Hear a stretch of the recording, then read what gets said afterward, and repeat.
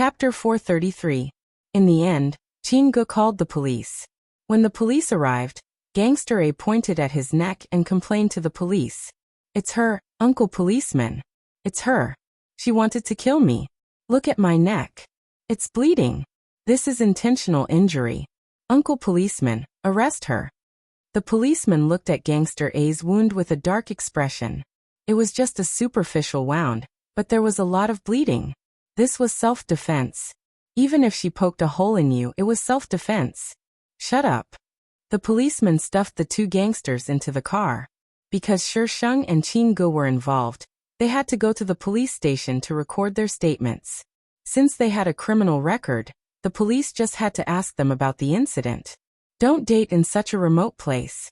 If something really happens, you'll cry. The policeman sent them away and reminded them. Okay, go back. Professor Chin, look, I can't go back now. Shisheng stood at the entrance of the police station and spread his hands innocently. Chin-gu glanced at him and frowned. As usual, Chin-gu left Shisheng at the hotel and left. Shisheng was furious. Next time, he'd just do it directly and give him a damn buffer. This time, Feng Xiai was so awkward. Junior Qiao, are you free? Can you? No. Junior Qiao, are you interested? Not interested. Junior Qiao, I like you. Can you go out with me? No. Shisheng walked past the school. This was already the daily routine of an internet celebrity. However, there were many people who were interested in her sword. Shisheng avoided those people and walked to a less crowded place. She didn't want to flirt with these passionate men. Qian, why are you so disobedient? Shisheng's body involuntarily froze when she heard this. Mother Qiao came to school? Mom, I really like him. Qian, you're all grown up. I don't want to care about your relationship, but he's so much younger than you. You'll be tired if you're with him. I'm doing this for your own good. You can't be with him. Mom, I'll give you 3 days to break up with him. Otherwise, I'll talk to him personally. It's up to you. Her high heels clicked against the ground as she walked away. After a while, Xiao Qian's figure walked out from the other side. Her expression wasn't too good. Seeing Shisheng standing outside, Xiao Qian was stunned for a moment. Then, as if she had understood something, she asked, Xiao Chu, just what have I done wrong to you? Shisheng was dumbfounded. She just happened to have a chance encounter with the female lead here. Why was she dragged into this? You told Mother about this, didn't you? Why can't you see me doing well? It was like this when we were young, and it's still like this now. I've always given in to you. Just what do you want? Xiao Qian became more and more agitated as she spoke. The internet celebrity Sheng, who was the scapegoat. Female lead. What are you talking about? Don't let your emotions explode all of a sudden. I can't take it. Xiao Qian was still venting. Xiao Chu, what will it take for you to let me go? Why must you oppose me?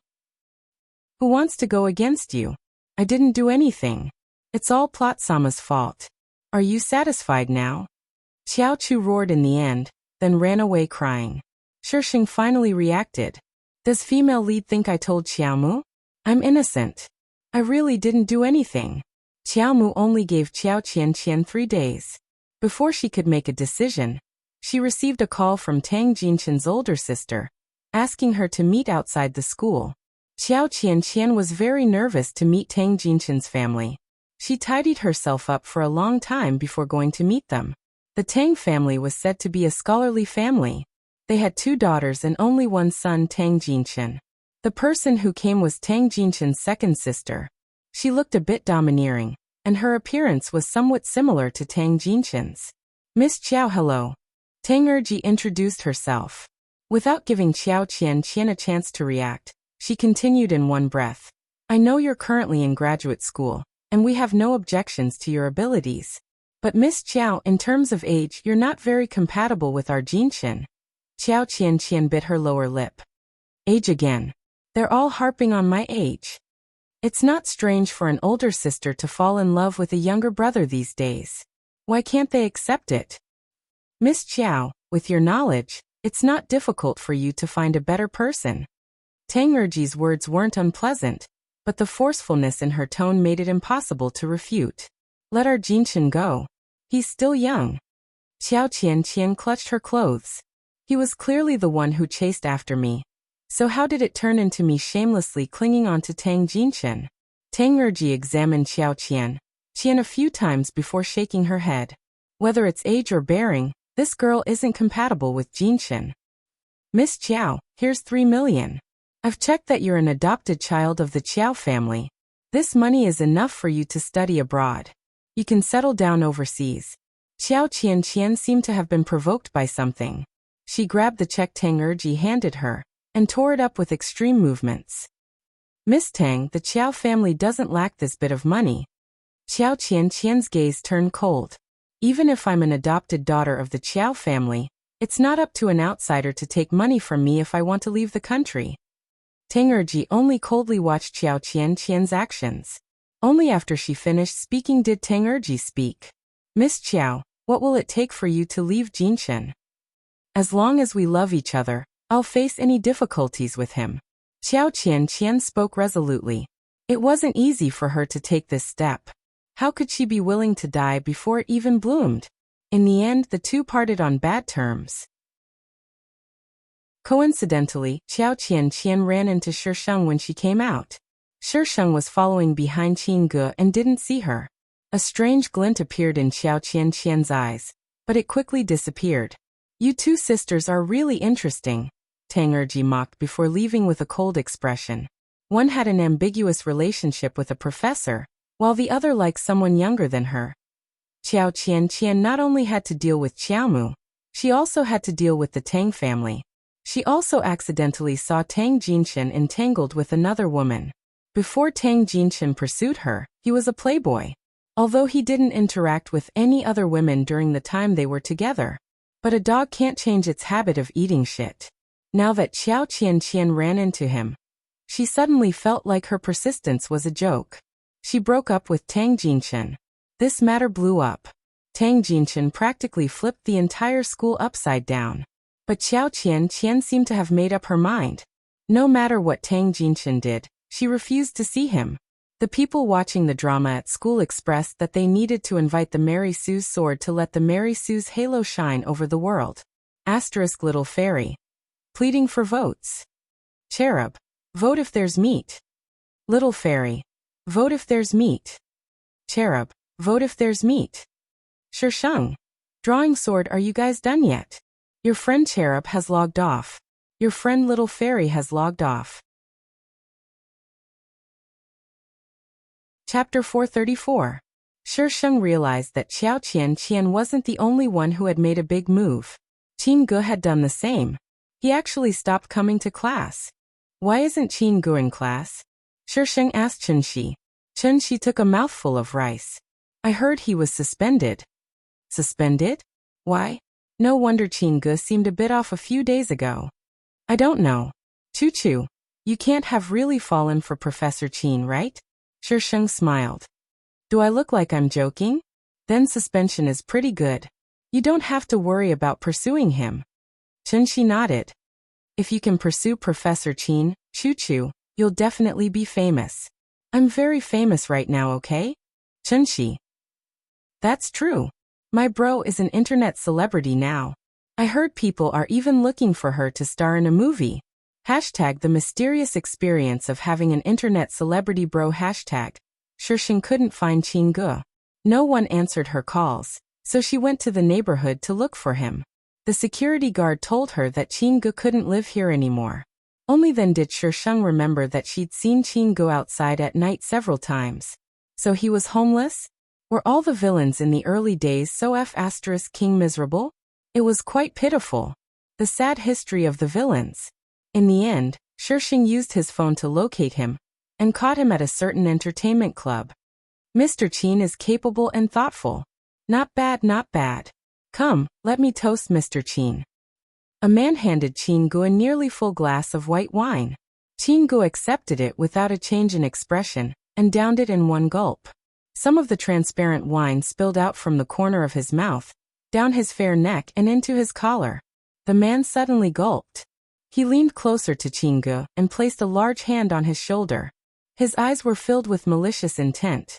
Mr. Qin, It's fine if you want to invest, but you have to agree to one condition. Please speak, Mr. Zhao. Qin Ge wasn't looking at the man, so he didn't notice his strange behavior. The man chuckled. Well, Mr. Qin, accompany me for a night. I'll agree to however much you want. Qin Ji's head snapped up. He stood up with an ugly expression and walked out. President Zhao quickly grabbed Qin Ge. Mr. Qin, you have to think carefully. There aren't many people who dare to go against the Qin family. I don't have anything but money. As long as you accompany me for one night, I can help you deal with the Qin family. This man was the best. If she could play with him for a night, it would be worth it even if she died. Just thinking about it made his blood boil. The people around clearly knew about President Zhao's special hobby and let out a few teasing laughs.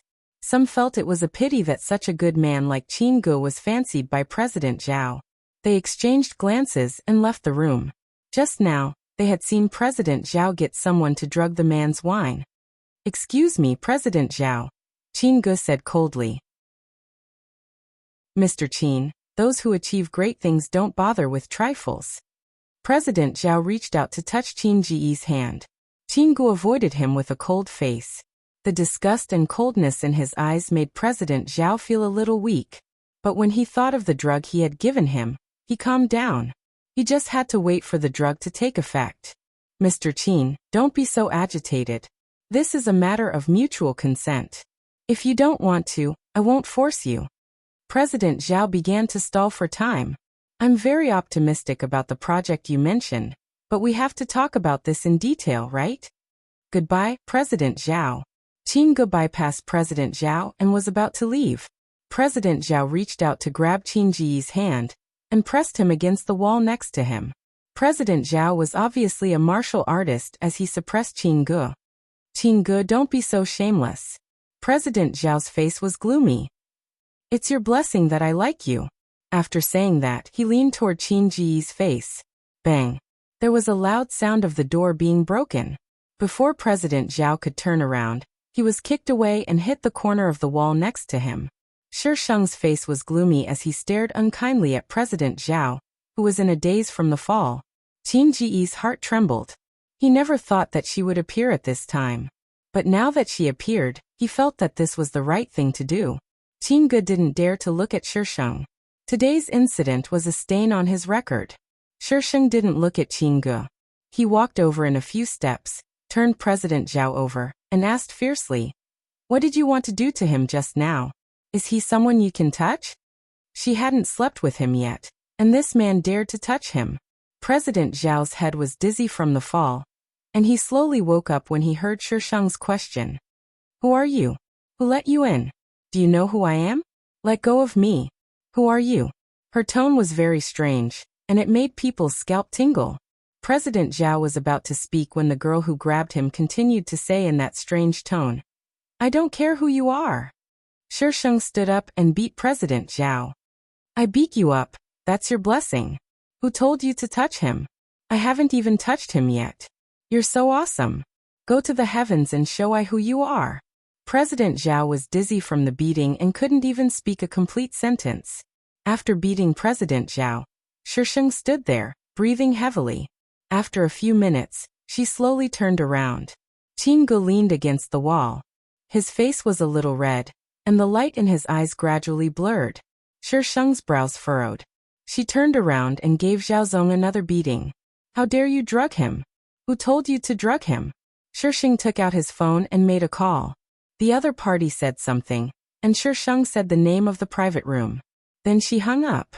She took a deep breath and walked over to Qin Ge. He actually dared to come here to drink with someone. He was crazy. What would have happened if she hadn't come today? "Do you still know who I am?" Shi Sheng stood a meter away and asked him. Qin Ji's body was on fire, as if countless ants were gnawing at him. "Xiaochu." Qin Ge called out the girl's name with difficulty. Shi Sheng glanced at him. "You brought this on yourself. Bear with it." Qin Ge leaned against the wall and didn't move. About 10 minutes later, 2 people came into the private room. "Boss room card." One of them handed the room card to Shi Sheng and glanced at Qin Ge from the corner of his eyes.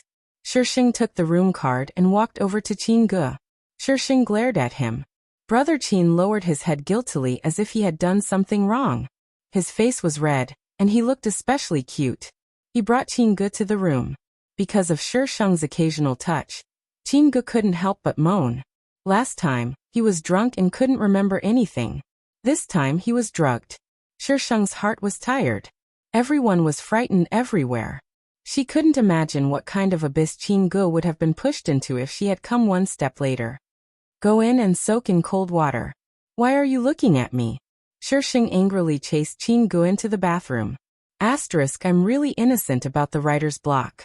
I just finished writing up to this point. The number of words and chapters are just right, so it's not my fault. If you're not happy, then hit me. I'll take the blame.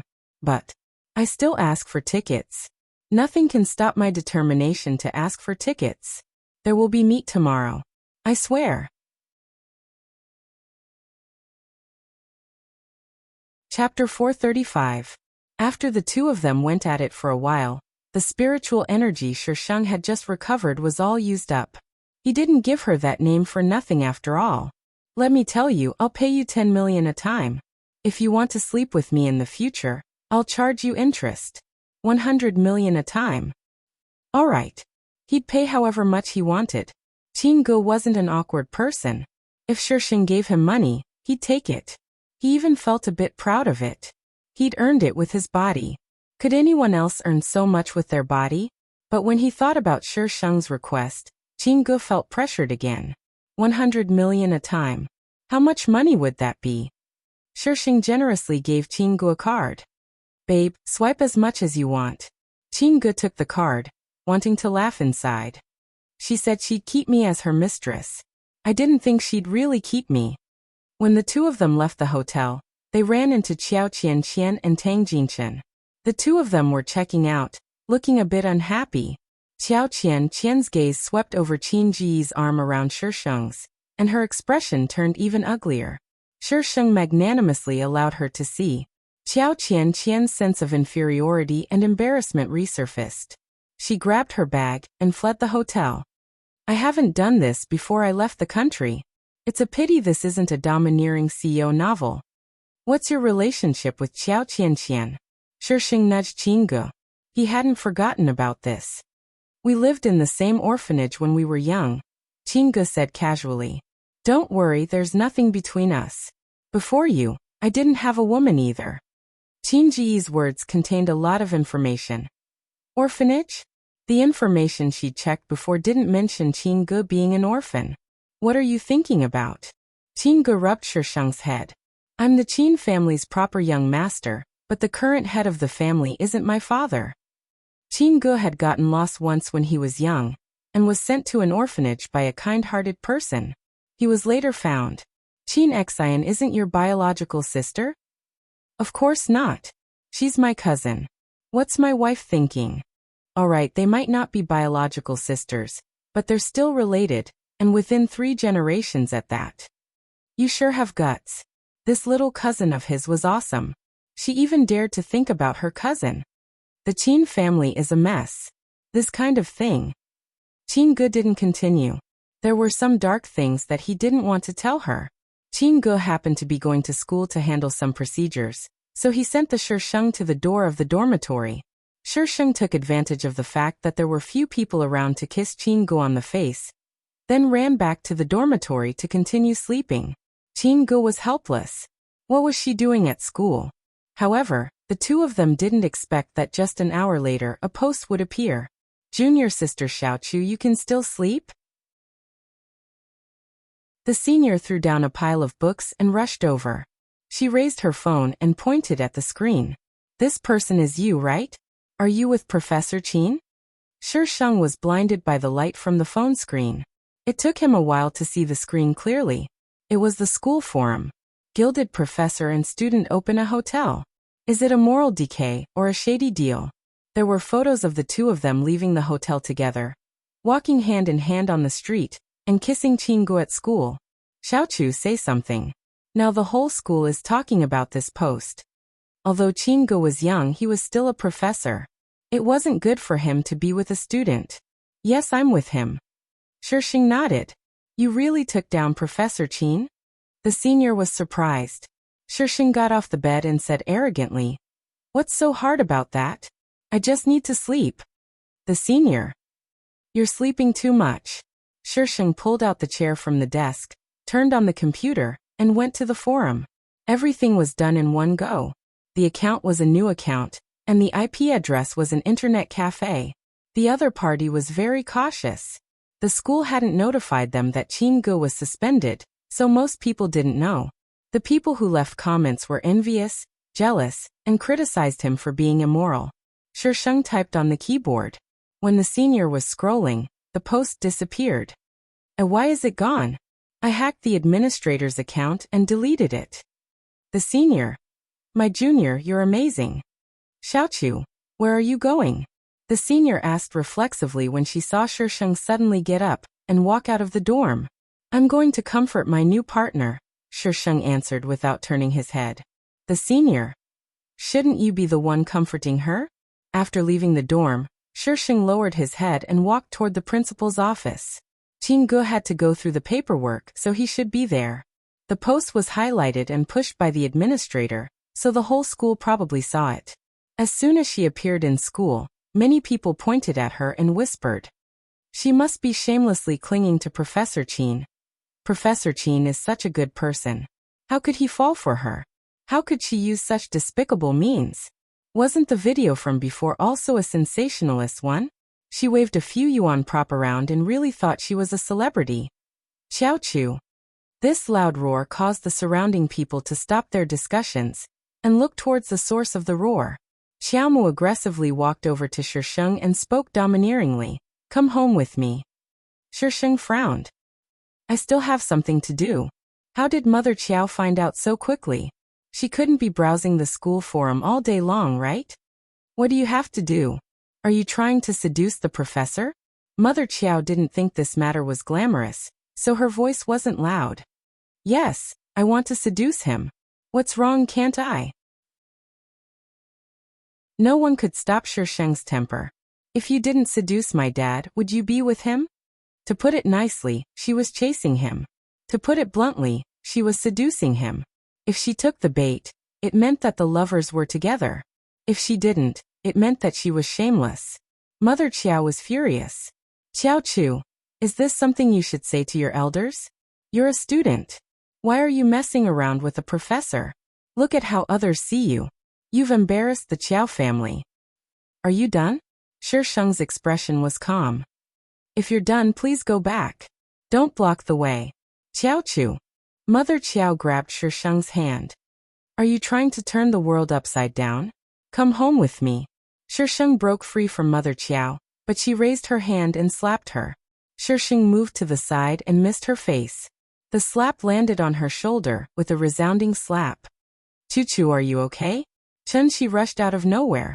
Shisheng looked at Mother Qiao coldly. "Where's I's sword?" Mother Qiao broke out in a cold sweat under Shisheng's stare. She was her mother. She didn't believe that she would dare to do anything. With this thought, Mother Qiao regained her confidence. "Xiaochu, what's with that look? Do you want to hit your mother?" "Hit you?" Shisheng's lips curled into a sarcastic smile. "Are you worthy?" Mother Qiao's face was like a color palette.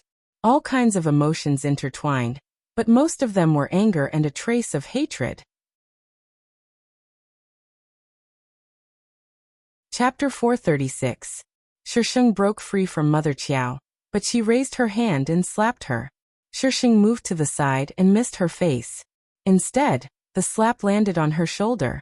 The sound of the slap was very loud. "Chuchu, are you okay?" Chun-Shi rushed out of nowhere. Shisheng looked at Mother Qiao coldly. "Where's I's sword?" Mother Qiao broke out in a cold sweat under Shisheng's stare. She was her mother. She didn't believe she would dare to do anything. With that thought, Mother Qiao regained her confidence. "Xiaochu, what's with that look in your eyes? Do you want to hit your mother?" "Hit you?"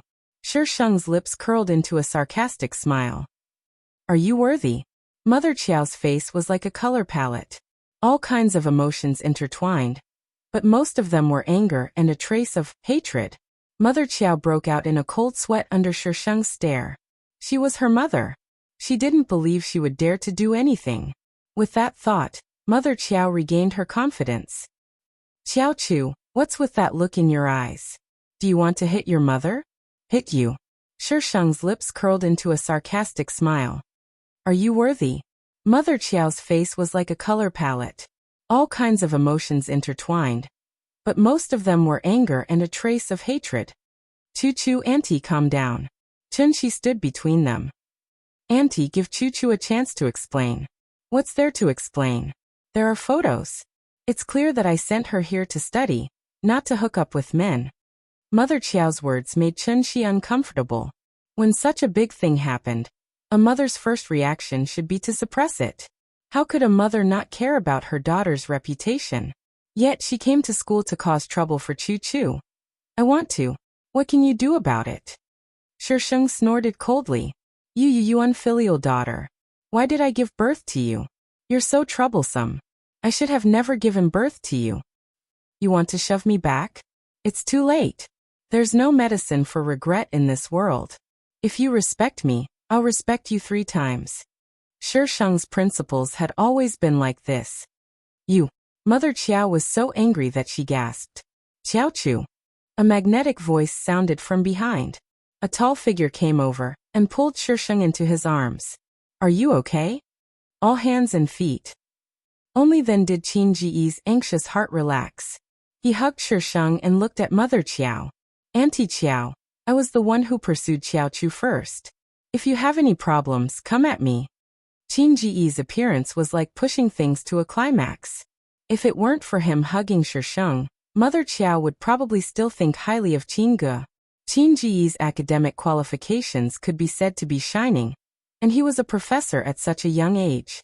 The bad thing was that they were teacher and student. Mr. Qin, my daughter is still young and insensible. There is no future between the two of you. Don't ruin your own future. I only have her now. Qin Ji's tone was firm. So I'm sorry, Auntie Qiao, but I won't let her go. Shisheng squeezed Qin Ji's hand. She was enough. He could give up everything, but he could not give up on her. Mother Qiao really fainted from anger. Qiao Qian watched from the crowd for who knows how long. When Mother Qiao fainted, she rushed out and called for an ambulance to send her to the hospital. Originally, this matter was going to blow up, but with the school's notice, it immediately died down. Professor Qin had resigned. Those who didn't know the reason thought Qin Ge had resigned for Shisheng. Now the envious and jealous women could circle the earth hand in hand. But there were also people who thought highly of this couple. To resign for the other party, if this wasn't true love, then what was? Shisheng had also withdrawn from school. Qin Ge wasn't here, and the FL was going abroad. What was she still doing here? The person who was the most reluctant was probably Chunxi. The two of them met in the library. As for why the library? Who knew what was wrong with Chunxi? You're really quitting school? Chunxi looked reluctant. Professor Qin left. You don't have to leave. There's no point in staying here. Shisheng shook his head. You think I only have a little place in your heart? Chunxi was furious. Do you have any conscience? To think I treated you so well. Shisheng's lips twitched. I'll accompany you in school. Qin Ge will beat you to death. Chunxi coughed. If Professor Qin treats you badly, tell me. I'll beat him up for you.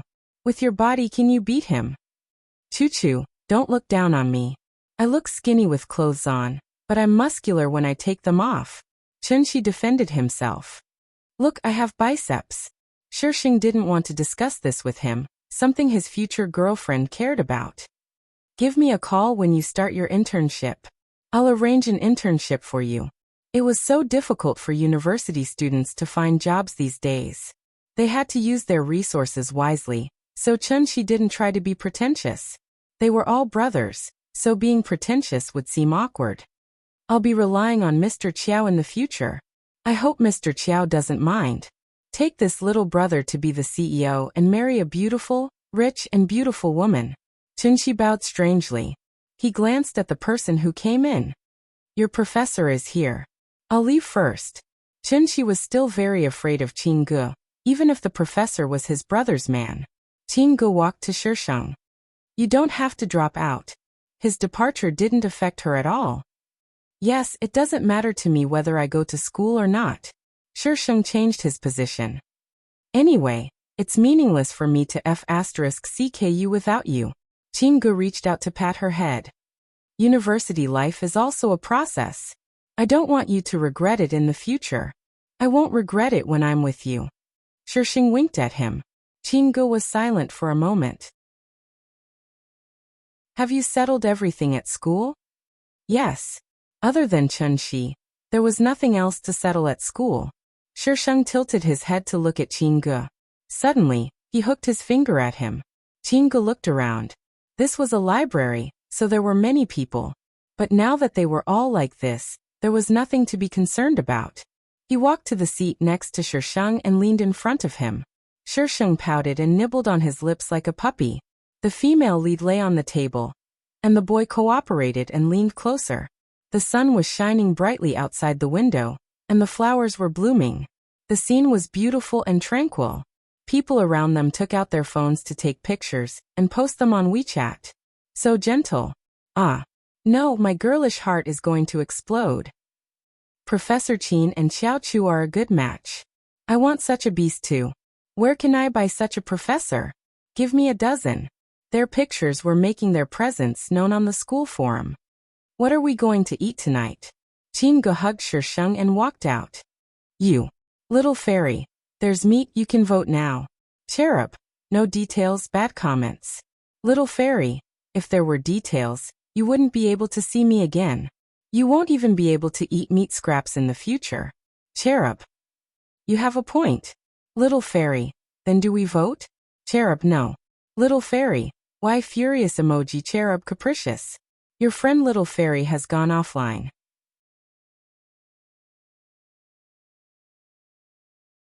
Chapter 437. After Qiao Qian left the country, the plot entered a 5-year preparation period. But Shisheng was still in a mess. The reason was simple.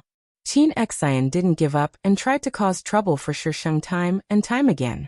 The most serious time, she even tried to kidnap Shisheng. Of course, the result was that Shisheng extorted 30 million yuan from Qin Xian as compensation for the fright and kidnapped her for 3 days. Even if Qin Xian knew that Shisheng kidnapped her, she had no evidence and couldn't do anything to Shisheng. Besides, she was the one who wanted to kidnap him. After Qin Xian was rescued, she was sent abroad. The consequence of this incident was that the Qin family relentlessly attacked Qin Jiyi's company. As long as the Qin family could use their resources, they would use them to suppress them. But Qingge still managed to slowly expand his company under this suppression. As a newly minted bachelor, Qingge was pursued by many rich young ladies. Girls nowadays didn't care about being reserved. They would do whatever they liked. Shisheng, who had already watched his man being confessed to countless times, was very calm. I can't go up, so why can she? A certain fan pointed at Shisheng, who was walking towards the private elevator, and shouted at the receptionist. The receptionist smiled. Miss, please don't interfere with our work. If you want to see Chairman Qin, please make an appointment first. If Chairman Qin agrees to see you, we will naturally let you up. She has an appointment? Why would our CEO's wife need an appointment? The receptionist complained inwardly, but she maintained a smile on her face.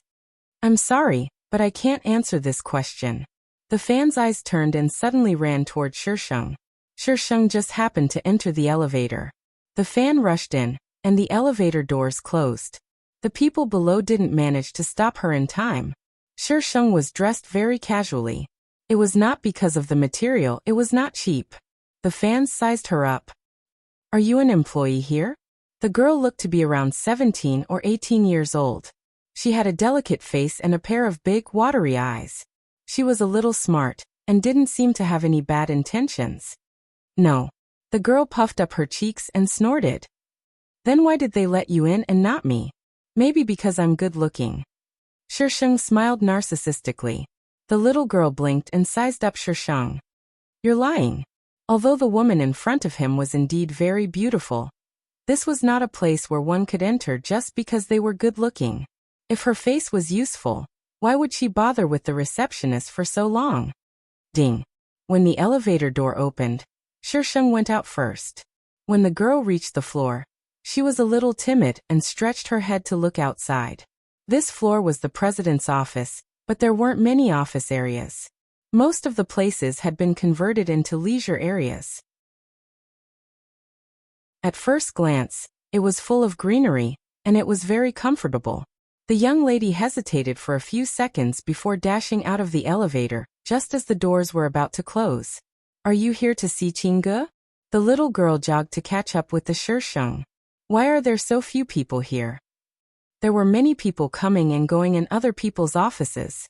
However, only 2 seats were occupied. The rest of the seats were empty. Why do you need so many people? This makes me look like a CEO. The little girl said matter-of-factly. My dad has a few secretaries. Shisheng was speechless. Did she read too many CEO novels? Sister Qiao, this is. One of the secretaries in the office looked up and saw the little girl beside Shisheng. She couldn't help but ask, "You're President Qin's fan?" The secretary was speechless. You're bringing a fan to see your husband? Mrs. President, you're so careless. Aren't you afraid that these flirtatious B***Gs outside will seduce the president? Faced with the secretary's question, the little girl was no longer as arrogant and domineering as before. She seemed a little uneasy, probably afraid of being kicked out. President Qin is in a meeting. It will end in 20 minutes. The secretary said to Shisheng and lowered her head to do her own work. Shisheng nodded and glanced at the little girl. Come in. Can I? The little girl looked curiously into the office that Shisheng had pushed open. She thought she would be kicked out. This sister was so nice. The little girl looked around the office curiously. It was spacious and bright, but most of it was filled with bookshelves. The bookshelves were almost full of books. The little girl walked to the end of the bookshelf curiously. Hey, President Qin has this book too? The little girl seemed to have discovered a new continent and pulled out a book from the bookshelf. Ah, it's a signed edition. I don't even have one. Shisheng glanced at the book in her hand. That book. Why did it look so much like hers? I really like this author. The little girl ran over with the book in her hand.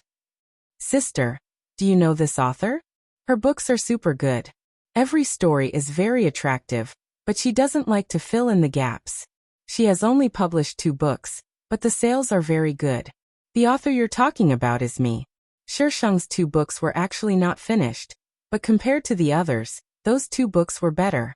At least the number of words had increased. Do you think President Qin will give this book to me?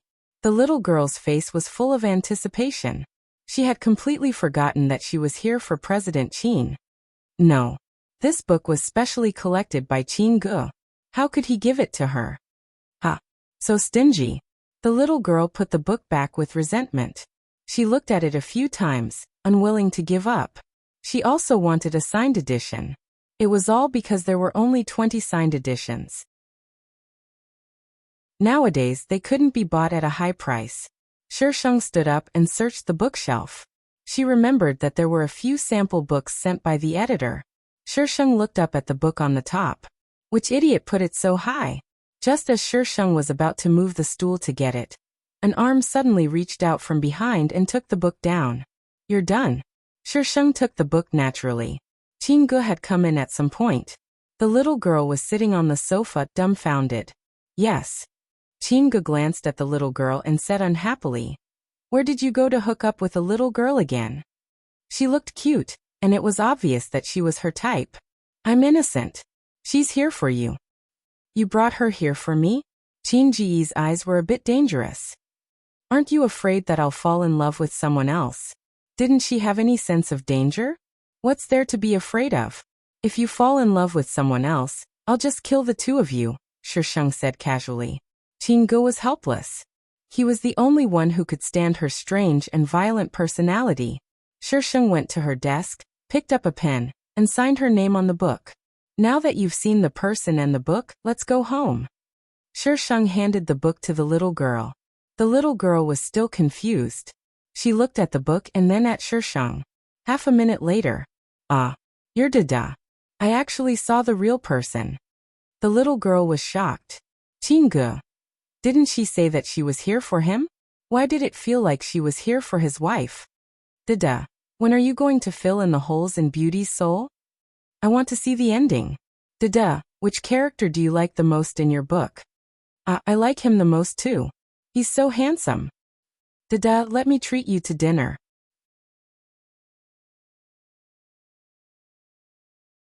Chapter 438. Chin-gu didn't want to go out to eat with this silly girl, but his wife seemed to be quite willing. She really liked this kind of girl. He had to be more careful in the future. She looked cute, had a cute personality, spoke well, and knew how to act coquettishly. Why didn't he know these skills? After dinner, he sent the chattering girl home and brought Shisheng home with a dark face. What are you angry about? Shisheng looked at Chin-gu in confusion. Chin-gu stared at Shisheng with a cold face, almost writing the words, I'm very angry now. I need a kiss to feel better. This guy was trying to get a kiss again. Shisheng ignored him and turned to walk to the study. Chin-ji's eyes darkened and followed Shisheng in. He moved to Shisheng's side and said in a seductive voice, Choo-choo, let's try the study today. Try your ass. Are you done with your work? Shisheng slapped Chin-gu on the head. Chin-gu said seriously, we have to strike a balance between work and rest. Strike a balance, my ass. Get back to work. Shisheng kicked Chin-gu. If you touch me again, I'll chop you into pieces. Chin-gu let go of Shisheng with a bitter face and went to deal with the unfinished work. When he was done, it was almost 11 o'clock. Shisheng was curled up in the rocking chair next to him and seemed to have fallen asleep. Chin-gu liked having her accompany him. Even if they were doing their own things, it felt good to be able to see her when he looked up. Chin-gu gently carried her to the bed and sighed. He had been abstinent for almost a week. Abstinence taught Chin-gu. Shisheng received a call from Father Chiao on a snowy day. In the past 2 years, Shisheng hadn't been in contact with the Chiao family much. He only called Father Chiao occasionally. Father Chiao wanted to meet her this time. However, when Shisheng arrived, he was surprised to see Mother Chiao. Mother Chiao was found to have health problems. She couldn't overwork herself, so she had resigned and was now a housewife at home. She was dressed much better than before.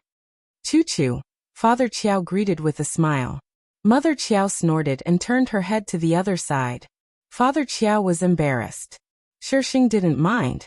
He sat down and ignored Mother Chiao. Dad, what's the matter?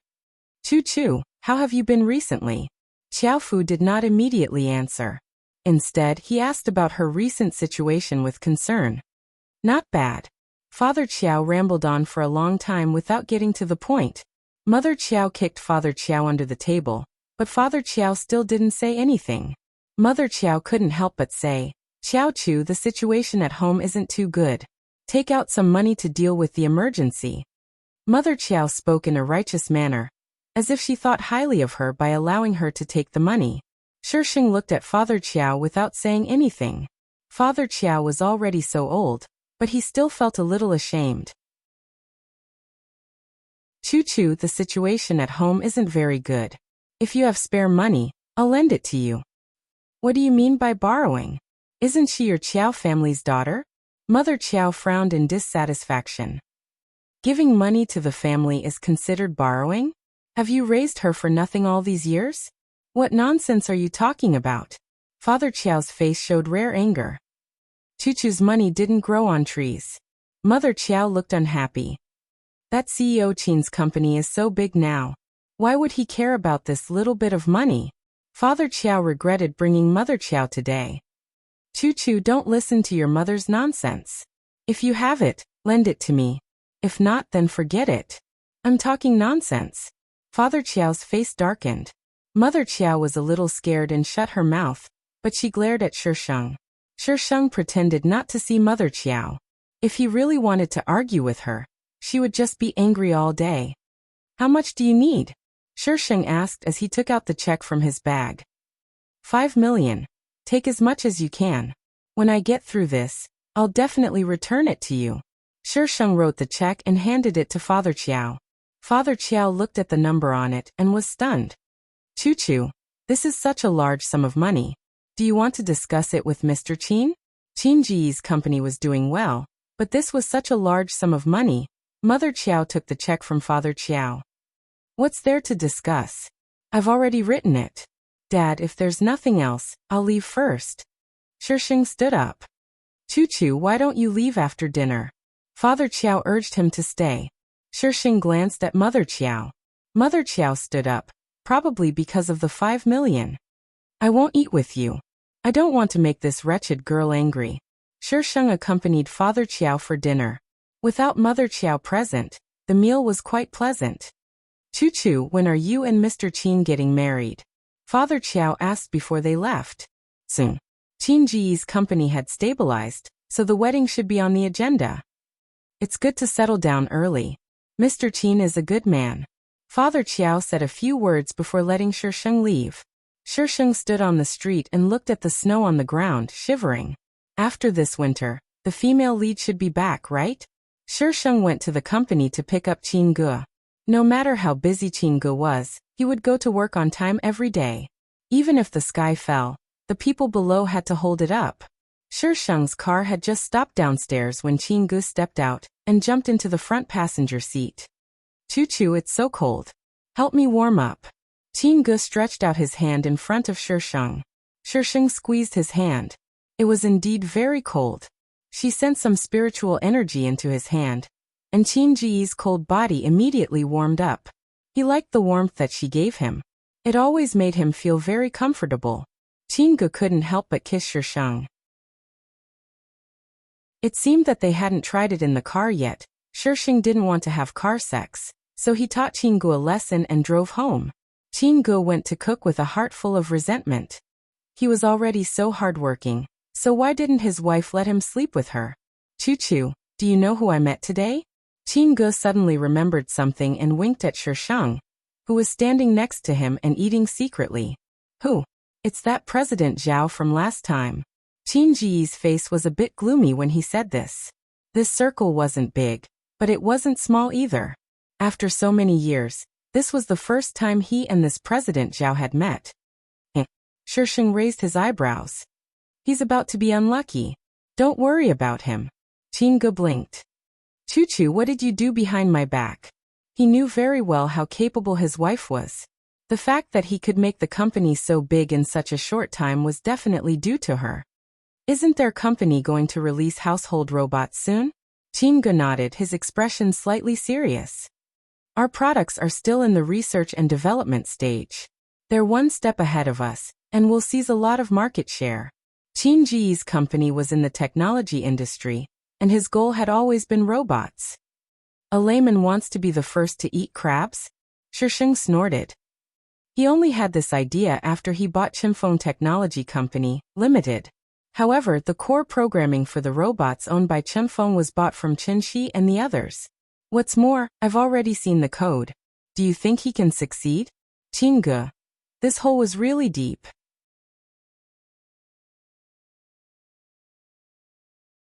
Chapter 439. Just as Shisheng said, President Zhao's robots had no problems in the early stages, but all kinds of problems arose in the later stages. They didn't listen to instructions, and some even went completely out of control. This robot had a lot of hype in the early stages, and it had the support of the government, so the sales were exceptionally good. The factory worked overtime to produce a new batch of robots. But after this happened, who would dare to use it? A batch of robots was stuck in the warehouse, untouched. While President Zhao didn't know what to do, Shisheng gave Qin Ge an idea. Go and buy those robots at a low price. I've seen their robots. There's no problem with their appearance, and the materials used are the best. Qin Ge frowned. But it's useless even if we buy them. Our own products are still in development, and they can't be used without the program. You just need to modify them. You can go and buy them. Qin Ge had always listened to his wife. Even if his wife wanted to squander, he had to give them to her. So Qin Ge ignored the objections of the company and bought those robots. Shisheng occupied the company's laboratory and worked overtime with a few people to modify a program. To the people in the laboratory, Shisheng was simply a legend. Her ideas were far ahead of the technology of this world, but she could put those ideas to good use and make something real. This Mrs. President was actually an alien with a cheat code, right? Mrs. President, we want to use this for the promotional video. Can you take a look? The people in the publicity department clicked on a video. The video was the one where Shisheng used the Mary Sue's sword to beat up Teen Xian's bodyguards outside the school. This joke was still very popular even now. Why does this person look so much like Mrs. President? Someone asked in confusion. After his reminder, the others were suddenly enlightened. They were wondering why he looked so familiar. They had always been curious about how Mrs. President and their president got together. Now that they saw this video, they found some comments below. Although it was a long time ago, the information was still there. Mrs. President is actually a student at University A. I remember President Qin was a professor at University A before. The discussions below became louder and louder, and the topic was all about the Pacific. In the end, the theme of the promotional video was the one where Shisheng beat up the bodyguards. The planner even wrote a short story and inserted it into the promotional video. Although the story was very Mary Sue, but with the special effects of the Mary Sue sword and the silly and cute robots, the promotional effect was exceptionally good. Remnant of the Equal of Heaven. A classic reappearance? Although I didn't know what the planner was thinking, I really wanted to laugh. Eat sauerkraut every day. The halo of Mary Sue illuminates the earth, and the flames of war never cease. Time cannot stop Mary Sue from conquering the world. Submit. Fish-lipped mortals. Plato's death. I give this promotional video 101 points. Mary Sue has reached a new height, but I just can't hate it. Middle Ages. When the sword of Mary Sue appears, who dares to stand against it? P.S. I feel like this effect isn't as good as the original one. Is it just my imagination? Zhao Dada. I heard that the Mary Sue sword in the original video came with its own special effects. This promotional video is obviously post-production. Because the special effects of the Mary Sue sword in the promotional video were not as good as in the original video, the people in the publicity department were worried to death. The post-production effects could only reach this point. Thus, some people thought of the main character of the video. She was the president's wife. What was there to be conflicted about?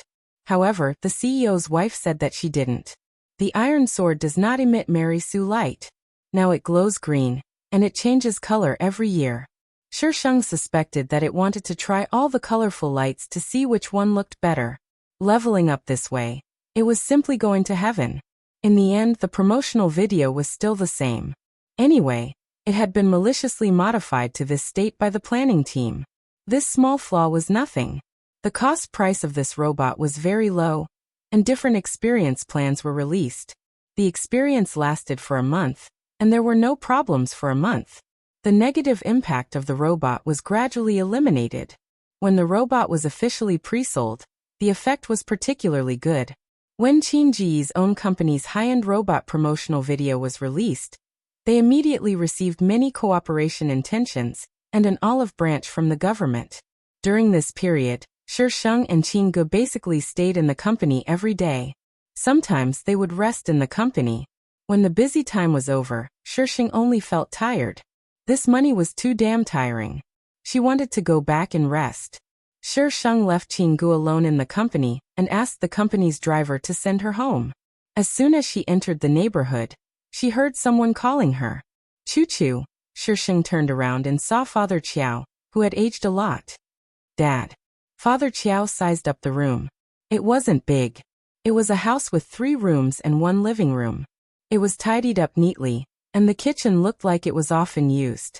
Shisheng placed a glass of water in front of Father Qiao. Dad, why didn't you call me when you came over? If I didn't come back today, how long would you have waited for me? Choo-choo. Father Qiao seemed to find it hard to speak. Shisheng looked at Father Qiao strangely. What happened recently? Father Qiao organized his words and took a while to clearly explain the situation. He had originally planned to pay Shisheng a sum of money first, but Mother Qiao secretly took the money and gave it to Qiao Qian. Mother Qiao meant that they were all family, so it didn't matter who the money was given to. Qiao Qian was currently overseas. How hard must it be for her to live alone? Shisheng had clung on to Qingge, so she didn't care about this little bit of money. Father Qiao and Mother Qiao had a big fight over this. Fighting meant digging up old scores. Now all sorts of scores had been settled. The two impulsively divorced. Father Chiao left with almost nothing, and Mother Chiao only gave him a card. There was only about 200,000 in the card. The rest of the company, house, and car were all taken by Mother Chiao. Sheng was completely dumbfounded when he heard the whole thing. She even agreed to such conditions? Father Chiao smiled bitterly. We've been married for so many years. As a man, I can't let her be helpless for the rest of her life, right? He was also tired of arguing with her recently. Does she know how to manage the company? Sheng was speechless. Wasn't giving the company to her for her to squander? Mother Chiao was also awesome. She wasn't even this awesome in the plot. Why did she follow the female lead's lead? Scary. Father Chiao's expression changed, but he had already given it to her. There was nothing he could do. Sheng sighed. Dad, stay here for now. No need. I just came to take a look. Dad, I can't find anyone to talk to about these things. It's really hard to keep it bottled up in my heart. Sometimes it was necessary to find someone to talk to. Father Chiao turned to leave. Dad can still move. I was able to start from scratch back then, so I can still do it now. Dad. Sheng stopped him. There are plenty of rooms here. Stay here for now. I'll look around tomorrow to see if there are any suitable houses for you. Father Chiao relaxed when he heard that he wouldn't be staying with them for long. All right. He didn't want to disturb his daughter and future son-in-law.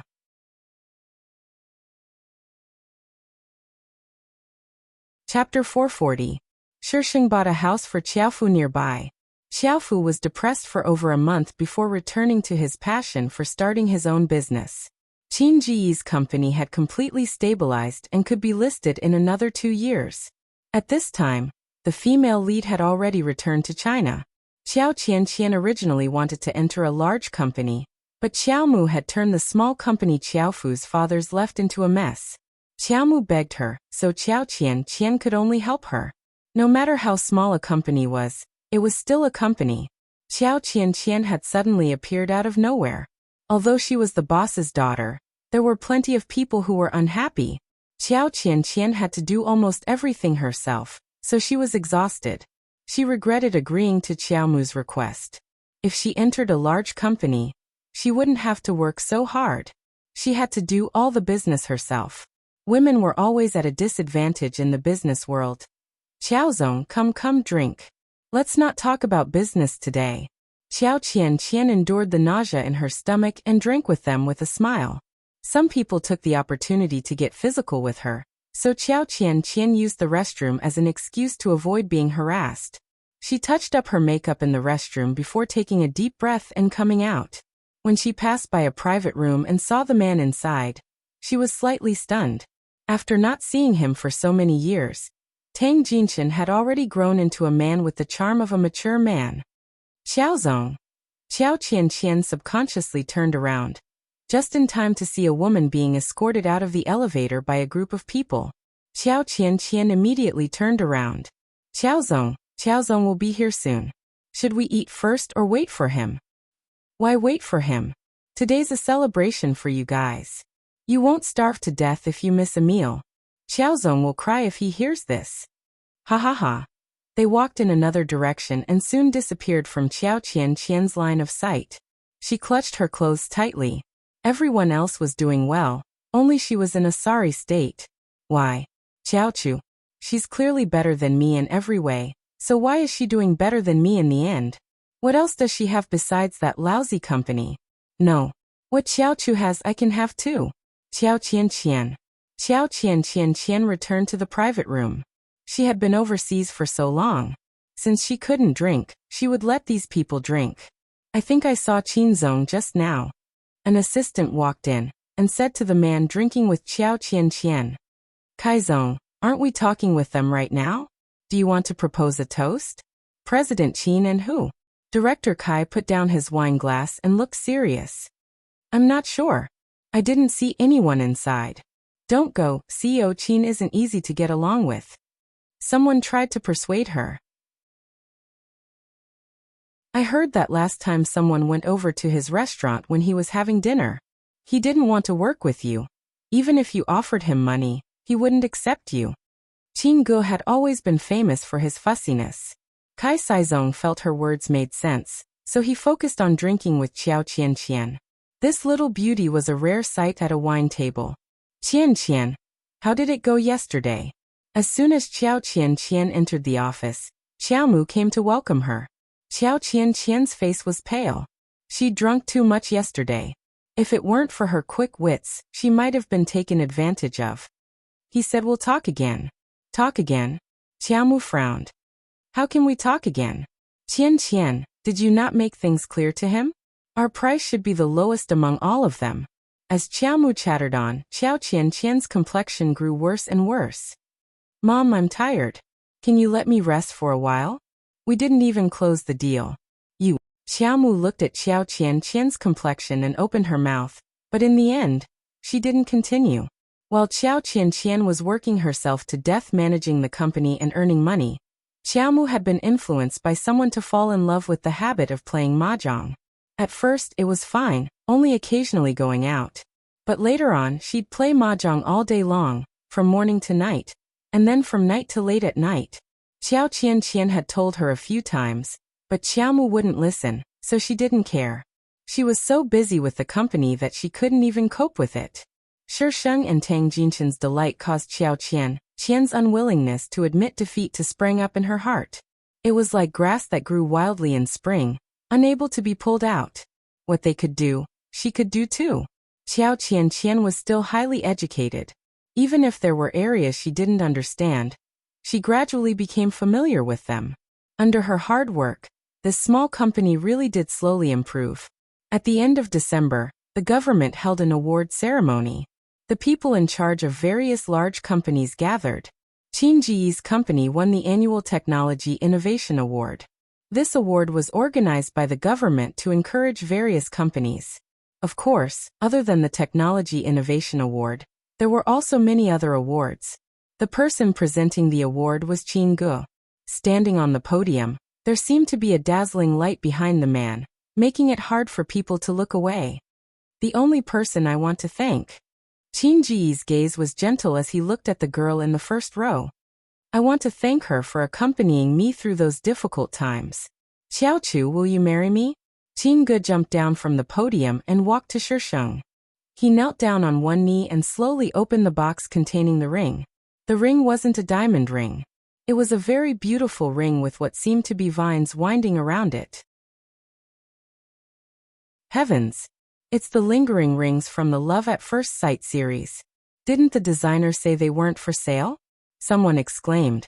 The Love at First Sight series was much more valuable than any diamond ring. There was only one pair in each series and they were all out of print. Even if you had money, you might not necessarily be able to buy them. Moreover, this was the lingering rings that the designer had said weren't for sale. Qin Ge had put in a lot of effort to obtain this pair of rings.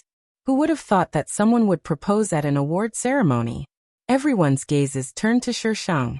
A few years ago, many people didn't know about this woman. It wasn't until that promotional video came out that she became active in front of everyone. Only then did they realize that the reason Qin Ge hadn't looked for a woman for so many years wasn't because he didn't like anyone or was picky.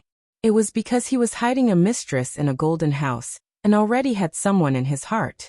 Xiaochu, will you marry me? Qin Ge was a bit nervous. Anyone would be nervous at a time like this. The corners of Shisheng's lips slowly curled up as he silently extended his hand. Qin Ji's eyes lit up. He quickly put the ring on Shisheng's finger, then took out a box and handed it to Shisheng. Shisheng put the ring on Qin Ji's finger. Enthusiastic applause erupted from all around. There were blessings and jealousy, but in a situation like this, everyone had to maintain a facade. No matter how dissatisfied they were, they still had to congratulate him.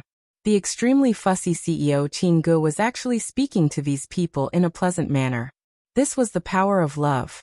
Slightly to the back, Qiao Qianqian clutched her handbag tightly, her veins bulging. Her eyes seemed to be burning with a raging fire that wanted to burn the people in front of her to ashes. Shisheng. Why wasn't I the one proposing? Little fairy, you're a woman. Kneeling is so degrading.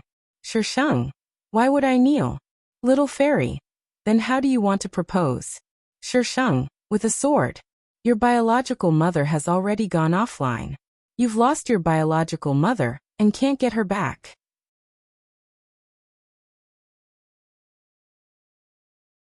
Chapter 441. After the award ceremony, there was a banquet for all parties to interact with each other. Shisheng and Qin Ge stood together. They didn't talk much, only occasionally exchanging glances. The atmosphere wasn't awkward at all. Some people who had dealings with Qin Ge went up to toast him, and those who weren't familiar with him didn't dare to go up. Everyone in the circle knew that Boss Qin was hard to get along with. If you didn't say anything right, he would put you on the blacklist and never contact him again. His requirements for cooperation were also extremely harsh. Those who had worked with Qin Ge knew this very well. They had changed a contract back and forth no less than 20 times. The Qin family is here. Someone standing not far from Qin Ge reminded the people next to him, and they all stepped back. It was no secret that Qin Ge and the Qin family didn't get along. Now that the Qin family was here, wasn't it to fight? They had to give up their seats. Qin Ge. It was a middle-aged man. Probably because of the Qin family's good genes, he still looked like a handsome uncle even at his age. Qin Ge looked at the man indifferently. He didn't greet him or say anything else. Shisheng sized him up. Qinling, he was Qin Ji's half-brother from a different mother. He was an illegitimate son. Come back if you're done fooling around outside. You're still the young master of the Qin family. The Qin family will still be handed over to you in the future. Qinling looked at Qin Ge with the eyes of an elder caring for a junior. Qinling didn't have a son and only had one daughter, Qin Xian. Other than Qin Ge, the real young master of the Qin family, there seemed to be no one who could inherit the huge family business. I cut ties with you 5 years ago. Qin Ji's voice was cold, and there was no room for negotiation. Qinling moved him emotionally and logically. What happened back then was Xianer's fault. She's also abroad now. Are you still going to argue with her? You're her brother. Even if Xian did something wrong, can't you be magnanimous and forgive her? You're the only one left in the Qin family. Qin Ge, you can't just watch as no one inherits your father's hard work, right? My father never asked me to inherit the Qin family. Qin Ji's attitude was even colder. Mr. Qin, since the Qin family is yours, please take care of it. Don't covet what's in other people's bowls, or you'll lose more than you gain. Qinling was so kind as to let him go back. He was only interested in his current company. Resentment flashed in Qinling's eyes, but it was fleeting. Qin Ge, think about it carefully. Don't think that you can soar into the sky just because your wings have hardened. There are countless people who are tougher than you. Qinling's tone was not as good as before. Also, don't marry a random person. Pay attention to your status. Mr. Qin. Shisheng gave Qinling a sinister smile and said, You still dare to show up in front of me. I admire you. Don't you want the Qin family anymore? Qinling's expression suddenly changed. That incident was still fresh in their minds. She had blatantly extorted 30 million yuan. They all knew that it was her, but they couldn't produce any evidence. Xiao Chu, don't think that you can do whatever you want just because you're a little smart. Qinling warned with a dark face. I, Qinling, am not a coward. I'm sorry I grew up scared. Do you think Mary Sue's sword is a decoration? You won't be able to find a bed in minutes. Qinling glared fiercely at Shisheng before leaving. He's going to stir up trouble, Shisheng said faintly. The last thing I'm afraid of is stirring up trouble. Shisheng didn't know what the Qin family was up to, but the spring festival was here. Shisheng and Qin Ge went to the supermarket to buy some ingredients and prepare to eat hot pot at home. Of course, Qin Ge was in charge of picking the ingredients.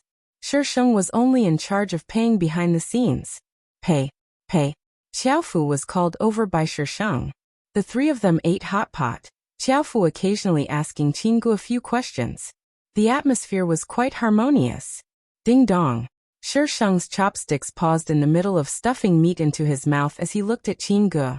Qin Ge had an innocent expression. He didn't know who would come at this time. Qin Ge accepted his fate and went to open the door. The person outside surprised him. Qiao Qianqian. Qinzong. Qiao Qian smiled faintly. I'm here to see my dad. Qin Ge frowned and blocked the door, showing no intention of letting her in.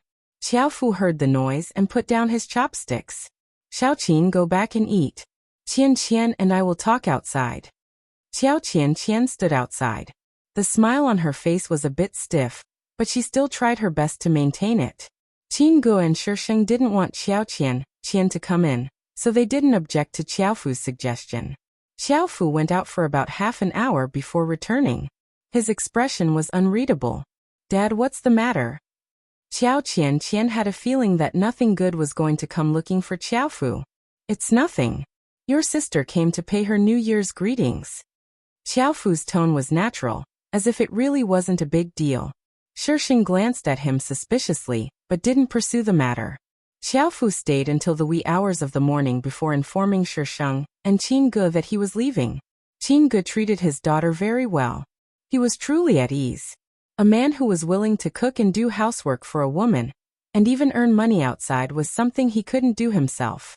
Qin Ge tidied up the messy place. Having a wife who liked to throw things everywhere would really drive a man with OCD to death. Qin Ge. Shisheng leaned against the door and beckoned him over. Come here. Qin Ge put down the things in his hands and eagerly ran over. Here's a present for you. Shisheng took out his hand from the door and presented a delicately wrapped box to Qin Ge. Qin Ge opened it with joy. 10 seconds later. Why did you give me a card again? It was wrapped so nicely, but it turned out to be another card inside. Shisheng blinked. To renew it. Qin Ge. I'm not an object. Why would I renew it? Qin Ge gloomily put the card away. How many cards is it already? He looked at Shisheng, who was sitting on the bed. His eyes narrowed and he began to undress. Since Madam has renewed it, I'll definitely serve Madam well tonight. Come on, whoever can't do it first is a coward. Shisheng patted the bed, looking like he was ready to roll up his sleeves. Qin Ge felt helpless. Why is it that other people's wives are so shy, but mine is so fierce? Qin Ge imagined Shisheng's bashful look. He shuddered. His eyes burned. A wife like this is more comfortable to look at. Qin Ge pounced on Shisheng and accurately pinned him on the bed. Qin Ge was actually quite gentle in bed. He would try his best to cooperate with Shisheng's rhythm. Even if he was uncomfortable, he wouldn't make her feel uncomfortable. Who didn't like to be treated gently? Fireworks bloomed in the sky. Mottled light spilled in through the window, filling the room with charm. Asterisk little fairy. It's so king dirty. I can't even bear to look at it. Cherub. There aren't any details. How is it dirty? You're lying through your teeth. Little fairy. Sob, how can you say that about me? Cherub. Anyway, I don't know how to write a compliment. Let's just go with the flow. Little fairy. I don't care about such a cherub. I'm telling you, you'll lose me. You've already lost your cherub.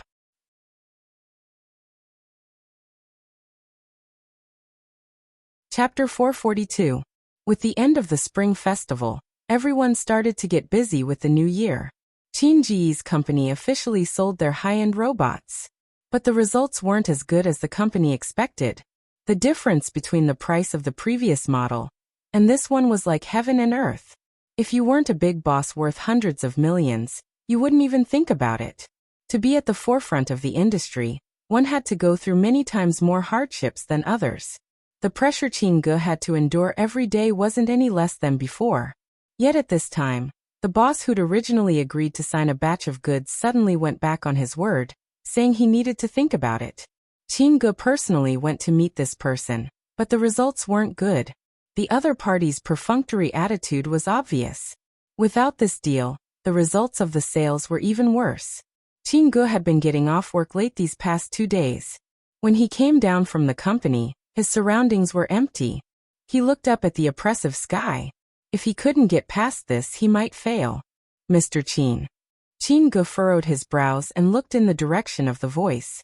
Qiao Qian was wearing a tight business suit and high heels, standing gracefully under the dim streetlight. Are you interested in chatting? Not interested. Qin Ge coldly refused. Qiao Qian had changed a lot during this time, and it was obvious from her makeup. Her current makeup was gorgeous and seductive, making her look like a woman who wandered around in sensual places. This was the kind of person Qingge disliked the most. Xiao Qian didn't get angry. She slowly said, "It's about Hyatt. Does Mr. Qin want to consider it?" Hyatt was the order Qingge was currently worried about. His robots were targeted at those large factories to replace the workers at work. Some bosses had thought highly of it before, but when the price came out, they didn't dare to show their faces. Qingge walked towards Xiao Qian with a cold expression. Xiao Qian's lips slowly lifted into a smile. But her smile quickly froze. Qingge walked past her without stopping at all. To Qingge, he didn't feel any pressure relying on Shisheng. It was as if it was an innate instinct. But when it came to other women, he didn't even want to look. "Mr. Qin, I can help you clinch this deal." Xiao Qian caught up to Qingge. "If your company doesn't get this order, these robots won't be put to use. No one will be able to see results." Qingge pulled open the car door and expressionlessly got in, leaving Xiao Qian outside. The car started and left under Xiao Qian's astonished gaze, leaving her face covered in exhaust fumes. He didn't even listen to what she had to say. No, he would definitely come looking for her. All men wanted face, not to mention a man like Qingge. How could he lower his head so quickly? Xiao Qian felt a bit more at ease. Right now, she only needed to go back and wait for Qingge to contact her. But 10 days later, Xiao Qian still didn't receive any calls from Qingge. Instead, the TV reported that Qingge's robot had completed 2 large orders. The news report was very short. Xiao Qian only had time to see the names of 2 companies. She had heard of these 2 corporations when she was overseas.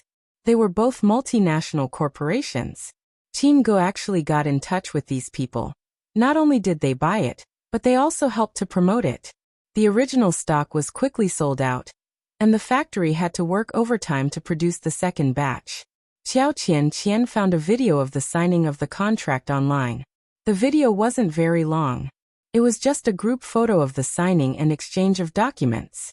But at the very end of the video, Xiao Qian saw one of the company's representatives deliberately talking to Shisheng, who was sitting next to Qingge. His attitude seemed very cautious. The other person also nodded slightly, clearly trying to get on his good side. Xiao Qian gripped the mouse tightly. "It's her again. Xiaochu. Busy. The sound of a phone vibrating filled the room. Xiao Qian looked at the name on the screen and felt a wave of irritation. She stared at the screen and only picked up when the other party was about to hang up. "Mom! Qian, transfer some money to Mom. Mom's luck isn't too good today." The sound of mahjong tiles clattering could be heard from the other end. "Mom, you haven't recovered yet. Why are you playing mahjong again?" Xiao Qian frowned. "It's not that serious. Mom's fine, don't worry. Hurry and transfer the money to Mom. That's all for now. I'm hanging up. Mom, right now. Beep. The company is a mess. Where am I supposed to get the money?" Xiao Qian was so infuriated by Qiaomu that she didn't transfer any money to her. That night, Qiaomu returned home. The moment she came back, she ran straight to Xiao Qian's room and questioned her fiercely. "Qian, why didn't you transfer money to Mom this afternoon? You made Mom lose so much face." Ever since Qiaomu became addicted to mahjong, she felt uncomfortable if she didn't play. But her body wasn't good to begin with. How could she take the torture if she played like this? The reason Xiao Qian went to find Xiaofu that time was because Qiaomu was hospitalized from playing mahjong. "Mom, you don't know the company's current situation. How much money do I take from such a big company?" Qiaomu didn't know much about company matters. But in her heart, the company should have a lot of money. The money she took wasn't even a fraction of what it was. Being interrupted, Xiao Qian was a bit angry. "Don't you know about the shareholders running away with the money? I'm still trying to think of a way to fill this hole. Where do you expect me to get the money?" If it weren't for Qiaomu, would she have needed to take on this mess? She'd work herself to death for nothing. Qiaomu furrowed her brows at Xiao Qian's roar. "Qian, don't learn from that heartless younger sister of yours. Look at her now. Besides, what else can Mom do besides this bit of entertainment? I don't know much about company matters either. You say I'm causing trouble for you at the company. If I don't go, won't you let me find something to do? Hearing Qiao Mu mention Xiao Chu made Xiao Qian even angrier. She's so rich now. Why don't you go ask her for it? Qiao Qian. Qiao Mu's expression turned stern. You want to learn from Qiao Chu and go against me? Don't think that intellectuals are all well-educated and reasonable. They're even scarier when they're unreasonable. Qiao Mu's tantrum left Xiao Qian with no other choice. She had a pile of things to deal with. In the end, she could only give Qiao Mu money and send her away. Qiao Mu had just left the room when her phone rang again. Seeing the caller ID, Xiao Qian's expression turned even uglier. Miss Qiao, didn't you say you'd definitely be able to get close to Qingge? The other party's tone wasn't good, and even seemed to be questioning her. This time the other party didn't give Xiao Qian a chance to explain. No need to explain, Miss Qiao. Our cooperation ends here. As for your company, I'll immediately withdraw my investment. Miss Qiao, you're on your own now. The other party didn't immediately hang up. Instead, she said with a strange tone, Miss Qiao isn't ruthless enough. You won't be able to accomplish great things like this. Beep beep beep. I'm not ruthless enough? Xiao Qian slowly tightened her grip on her phone. That's right, I'm not ruthless enough.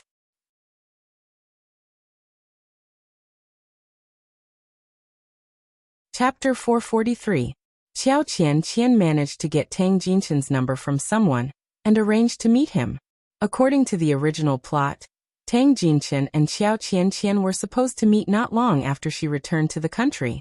However, Xiao Qian didn't join a large company and instead went to manage the Qiao family's company. The two of them weren't on the same level, so the chances of them meeting were very low. She had seen Tang Jinshan a few times, but she avoided him every time. Tang Jinshan was even more unfaithful than before. She heard that he had several women outside, and it was different every day. Even when he came to see Xiao Qian, he brought a woman with him. Tang Jinshan looked Xiao Qian up and down a few times before sitting across from her with his arms around her. His tone was mocking. Xiao Qian, I thought you wouldn't appear before me. Tang Jinshan. Was there a need to speak like this between them? President Tang, who is she? The woman lay in Tang Jinshan's arms and asked coquettishly. Unimportant people. Tang Jinshan's mocking expression almost made Xiao Qian stand up and leave. However, the words of that person inexplicably echoed in his mind. She was the victim back then, but Tang Jinshan was now putting on an expression as if she had let him down. What right did he have? Tang Jinshan, let's talk alone. She had to stand in the same position as Qiao Chu. Otherwise, she could only live in Qiao Chu's shadow for the rest of her life. Tang Jinshan was silent for a moment. He reached out and pinched the woman's waist. Wait for me in the car. The woman was a bit reluctant, so Tang Jinshan French kissed her right in front of Xiao Qian. Only then did the woman take her car keys and leave. Xiao Qian still liked Tang Jinshan from the bottom of her heart. Seeing his unbridled actions, her face paled. Tell me, why are you looking for me? Tang Jinshan raised his chin as if he was giving a favor. If Xiao Qian hadn't experienced what had happened before, she would probably only feel a little sad right now. However, after what she had experienced before and seeing Tang Jinshan like this, she felt that she was being looked down upon by him. There were still some shaken thoughts in her heart, and they became even crazier. Xiao Qian and Tang Jinshan were together. In a very strange way. Tang Jinshan gave her a chance to turn the tables on her company, and Xiao Qian became his mistress. I forgot to mention that Tang Jinshan is still married. The other party was a cowardly woman who didn't dare to control Tang Jinshan. So when Xiao Qian entered the room, she didn't dare to say a single word. What Xiao Qian wanted right now was to stand at the same height as Shi Sheng. However, was it so easy to be the daughter-in-law of a wealthy family? What's more, it wasn't even a legitimate reason. The Tang family didn't like Xiao Qian to begin with, yet she still brazenly moved into their home. It was fine when Tang Jinshan was around, but when he wasn't, Xiao Qian didn't have it easy. But she endured it. She told herself that she had to be ruthless. First, she had to be ruthless to herself. Only then could she get what she wanted. When a woman decided to be ruthless, even a man might not be able to beat her. Tang Jinchen would bring Qiao Qian to a few banquets. Qiao Qian thought she'd see Qin Ge and Shi Sheng, but she'd never seen them at these banquets. You mean President Qin? He rarely attends such banquets. Sigh, this CEO Qin really doesn't understand romance at all. That time when I accidentally dropped something, he just walked over it. I think you're trying to get his attention, right? F***CKU, don't you want to? Back then, everyone wanted to take down President Qin. I heard he's about to get married. I really envy Qiao Chu. Qiao Qian listened to their conversation. Although she had a smile on her face, her heart felt like it was being stabbed by needles. Qiao Chu, Qiao Chu, Qiao Chu. Qiao Chu is everywhere. What? Are you jealous? Tang Jinchen appeared out of nowhere, reeking of alcohol. He grabbed her waist and pulled her to the side. Didn't you work with him to trick me back then? Why didn't you make the act real? Tang Jinchen pinned Qiao Qian against the wall in the corner. That little sister of yours is much smarter than you. Qiao Qian's expression turned ugly. Tang Jinchen, is there any meaning in bringing up something that happened so long ago? How is there no meaning? Tang Jinchen moved closer to Qiao Qian, his hot breath reeking of alcohol on her face. Didn't you look for him before? Weren't you trying to seduce him? I wasn't. Qiao Qian defended herself. Tang Jinchen sneered and let go of Qiao Qian. If you want to stay by my side, don't try any tricks. Otherwise, he stroked Qiao Qian's fair neck. Such a beautiful neck. It won't look good if something happens to it. Qiao Qian felt a chill run down her spine. This Tang Jinchen is too scary. Fortunately, Tang Jinchen didn't do anything. It was as if he wasn't the one who said those words. By the time the two returned to the villa, it was already dawn. The living room was still brightly lit. A woman was sitting on the sofa, reading a book. She had a gentle and refined temperament, the kind of girl from a respectable family. When Tang Jinchen returned, she immediately put down her book. You're back. Tang Jinchen hugged the woman and kissed her passionately, leaving Qiao Qian to the side. After kissing for a while, Tang Jinchen picked the woman up in his arms and headed upstairs.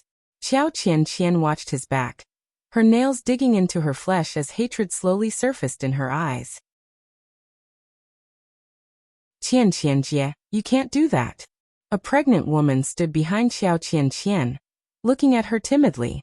Qiao Qian turned around and glanced at her, then turned around as if nothing had happened. She picked up a pair of scissors and started cutting at the flower. The woman was so scared her face turned pale. But Qiao Qian felt a sense of satisfaction from her revenge. Tang Jinchen got married and even had a child. But what about me? What did I have after being overseas for so many years? Only the same coldness and dullness day after day. I kept my chastity for him, but what about him? He has a harem in each hand, and there's another one at home. All men are scumbags. That night, he even made this woman pregnant. Ever since she got pregnant, Tang Jinchen has been treating this woman better and better. Qiao Qian threw down the scissors and turned to leave. As she passed by the woman, she cast her a sidelong glance. The woman grabbed the railing beside her and shrank back, looking scared. Qiao Qian coldly snorted and walked past her. Not long after she left, the woman was sent to the hospital and gave birth to a premature baby. The woman's due date was a month later. She suddenly went into labor, which naturally aroused suspicion. The maid who brought the woman to the hospital said that when she found the woman, she was already lying on the balcony. The maid also said that Qiao Qian was the only one there. Qiao Qian clearly didn't expect this woman to be so afraid of her for so long that she would make such a move in the end. Tang Jinchen hugged the woman as he gloomily looked at Qiao Qian, who was standing in the middle of the room. Jinjing, I was careless and fell. It's not Qianjie's fault, the woman weakly explained. But this only served to add fuel to the fire. Qiao Qian. Tang Jinchen squeezed the name out from between his teeth. She's really getting more and more arrogant.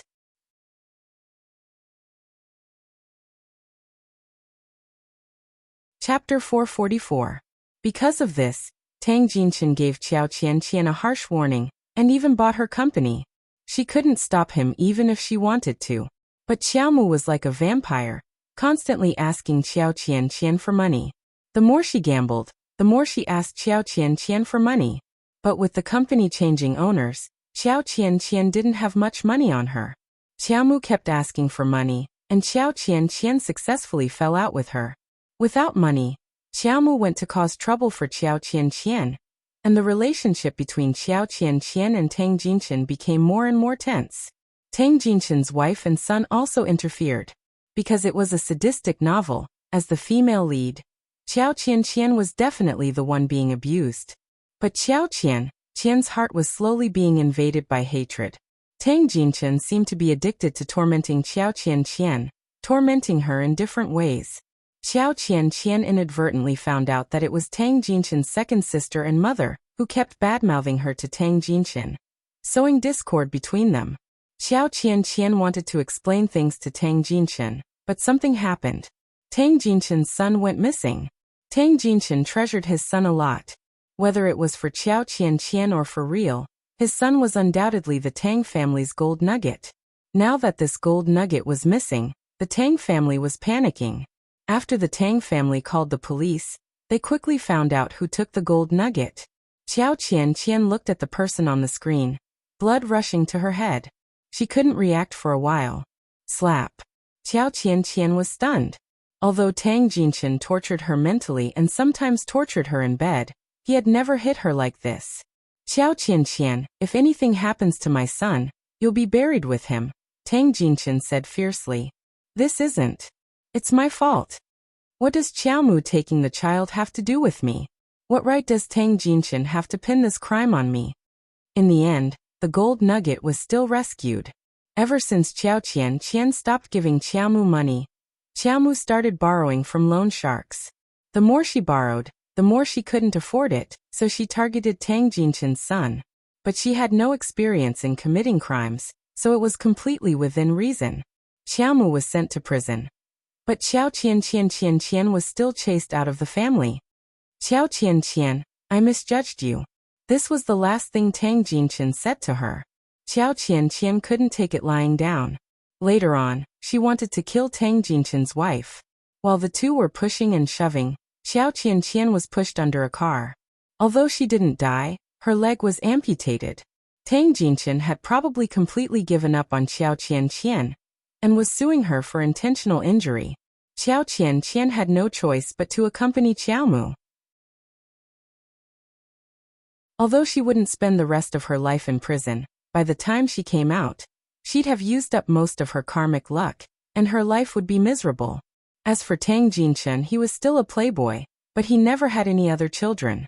He had a son and didn't care if he had other children. However, in the end he was told that the son wasn't his. She didn't know what Tang Jinchen had learned from this incident. Anyway, Tang Jinchen didn't have a woman for the rest of his life and was alone. The Qin family had always wanted to stir up trouble, but they couldn't find a suitable opportunity. Although Qin Ge said that he didn't care, he still cared that it was his father's hard work. Since the Qin family didn't do anything, he didn't do anything either.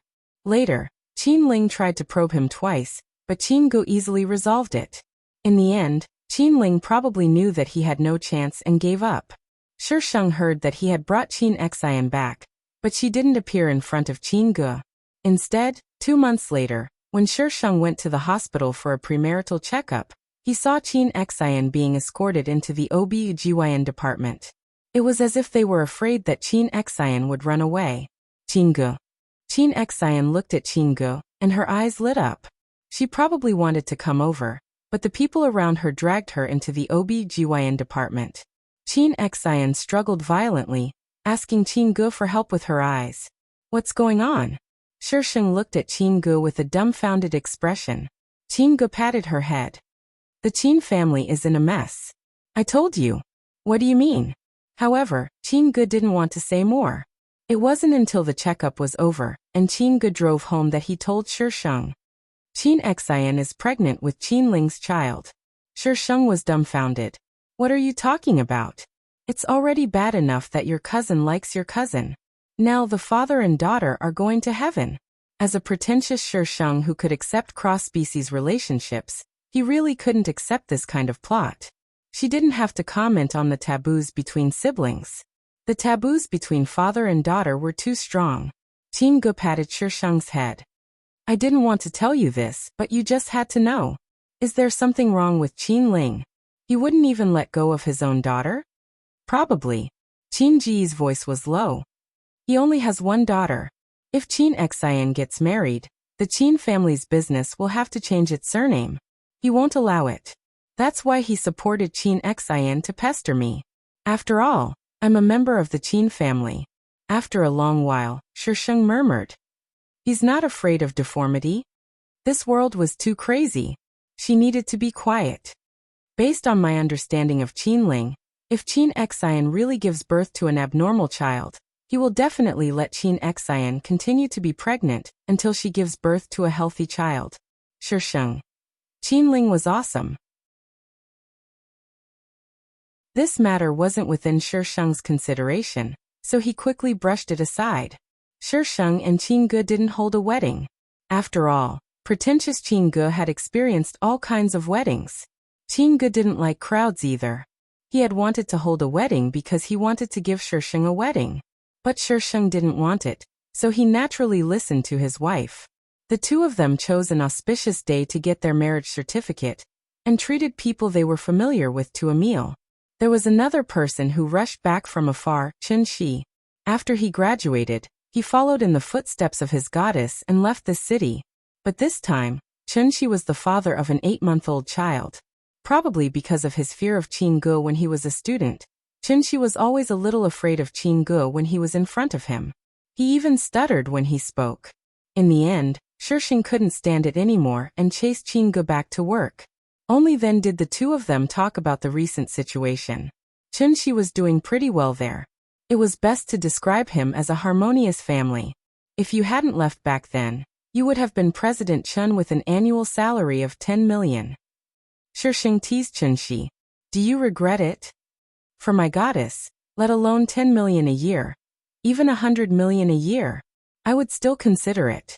With an annual salary of 100 million, wouldn't he be able to bring his goddess over? The two of them chatted for a while. Chen Shi also had work, so he took a plane back that night. People outside thought that the two of them would be very sensational when they got married, but there was no news at all. Some people guessed that the marriage was not going to happen. But seeing the two of them together, there was no sign of them falling out. Only when people who were familiar with them asked did they find out that they were already married. How could they get married so secretly? What was going on? Asterisk the 14th world ended. Add more. Thank you to Tycoon Sarah and Tycoon Ming for their tips. Although it's not much, this is the only draft I have. I haven't written the draft for tomorrow. Don't mind it.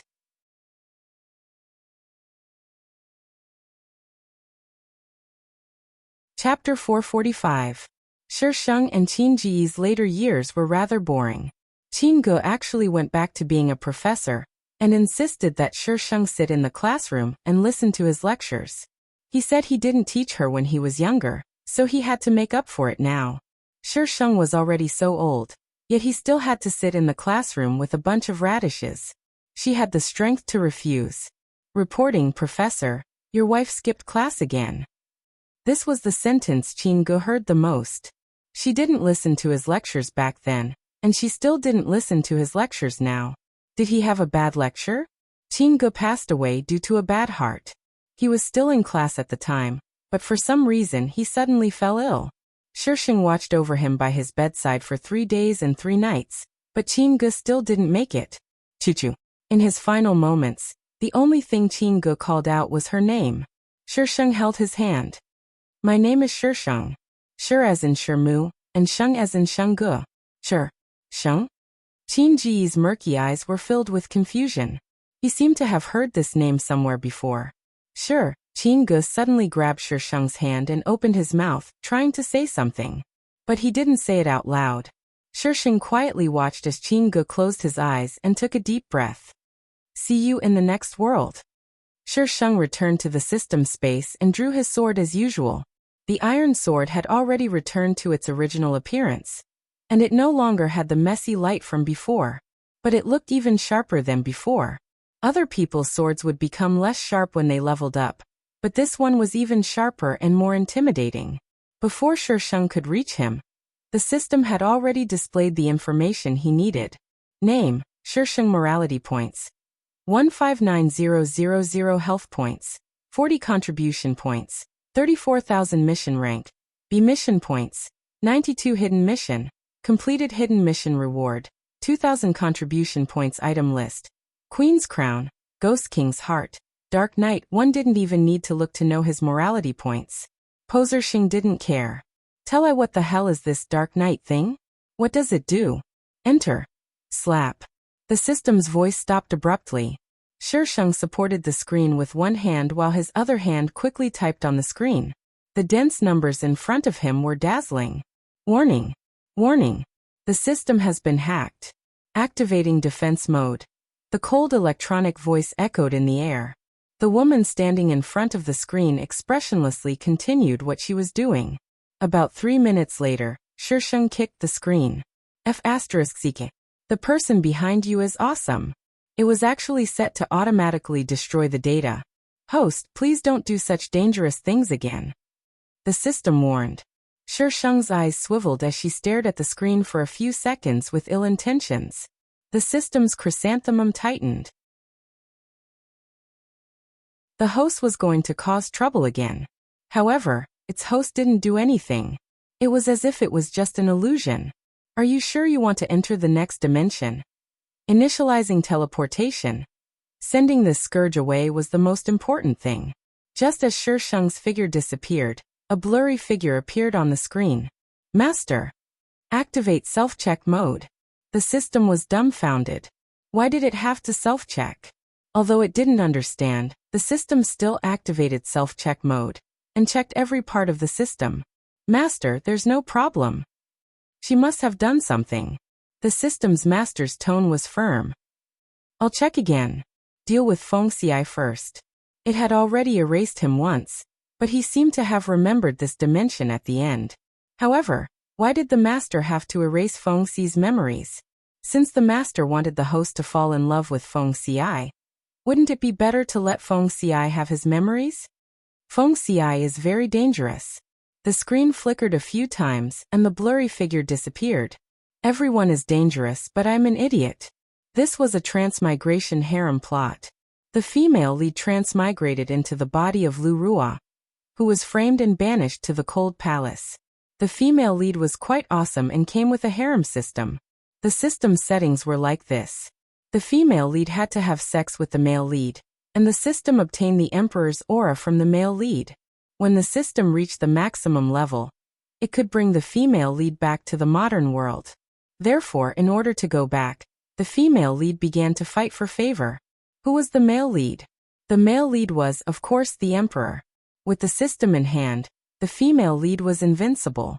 None of the harem's concubines could defeat the female lead. The ending was naturally that the male lead dismissed the harem for the sake of the female lead. From then on, the female lead was moved and decided not to go back, living happily with the male lead. As for the original host, Zhuangqiang, Shisheng was very suspicious of the author's intention in naming her. Pretending to be poor. That's enough. The original host status was not low. As an imperial concubine, before the female lead was no longer favored, she was the male lead's favorite. However, the strange thing was that the male lead had never touched the original host. You're saying that the male lead kept his chastity for the female lead? What a joke. The male lead already had a child. However, he just didn't touch the original host. Instead, he pampered her, pampered her, pampered her, pampered her. The male lead even found a very nice excuse, saying that she was too young and couldn't bear to hurt her. The original host was sent to the palace by her family for only one purpose: to give birth to a child, give birth to a child, give birth to a child, and control the emperor. Yes, the Zhuang family wanted to rebel. An official who didn't want to rebel wasn't a good official. Obviously, the male lead knew everything.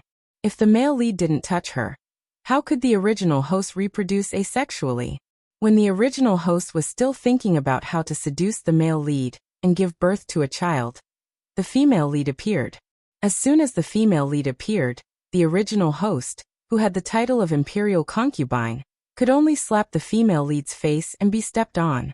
Although the original host almost killed the female lead several times, the word almost was important. The female lead was always able to avert danger. The law of immortality for protagonists. That's how awesome it was. The male lead used the female lead's hand to uproot the original host and the Zhuang family. In the end, the original host was given a cup of poisoned wine, and the entire Zhuang family was executed. Before she died, the female lead fed her a pile of poisonous chicken soup. From the female lead's point of view, she was a pitiful woman in the palace. But from the original host's point of view, the female lead was here to show off. How could the original host be willing to accept this? The original host had two wishes. The first was to take revenge. The second was to leave the palace. The original host probably loved the male lead, but she had been instilled with the idea that family benefits were more important than love.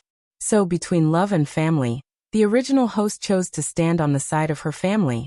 The original host probably understood that the male lead wouldn't like her because of her status. This kind of person could see the situation clearly and knew what was good for them. There were often 1 or 2 concubines like this in the harem. These people lived longer. If the female lead hadn't given the female lead is online, the supporting characters will have their IQ reduced by 60%. Buff. The original host and the Zhuang family wouldn't have died so miserably. This buff was simply invincible. Even if the female lead was retarded, the supporting characters could only be more retarded than her. Of course, IQ was useless in front of the Shisheng. She always used violence to solve problems. What was so good about playing with IQ? Violence was the way to go. It was like you had spent several months creating a chain formation, but she threw a bomb inside. Completely annihilated. The premise was that this method was only suitable for people who could crush the original host.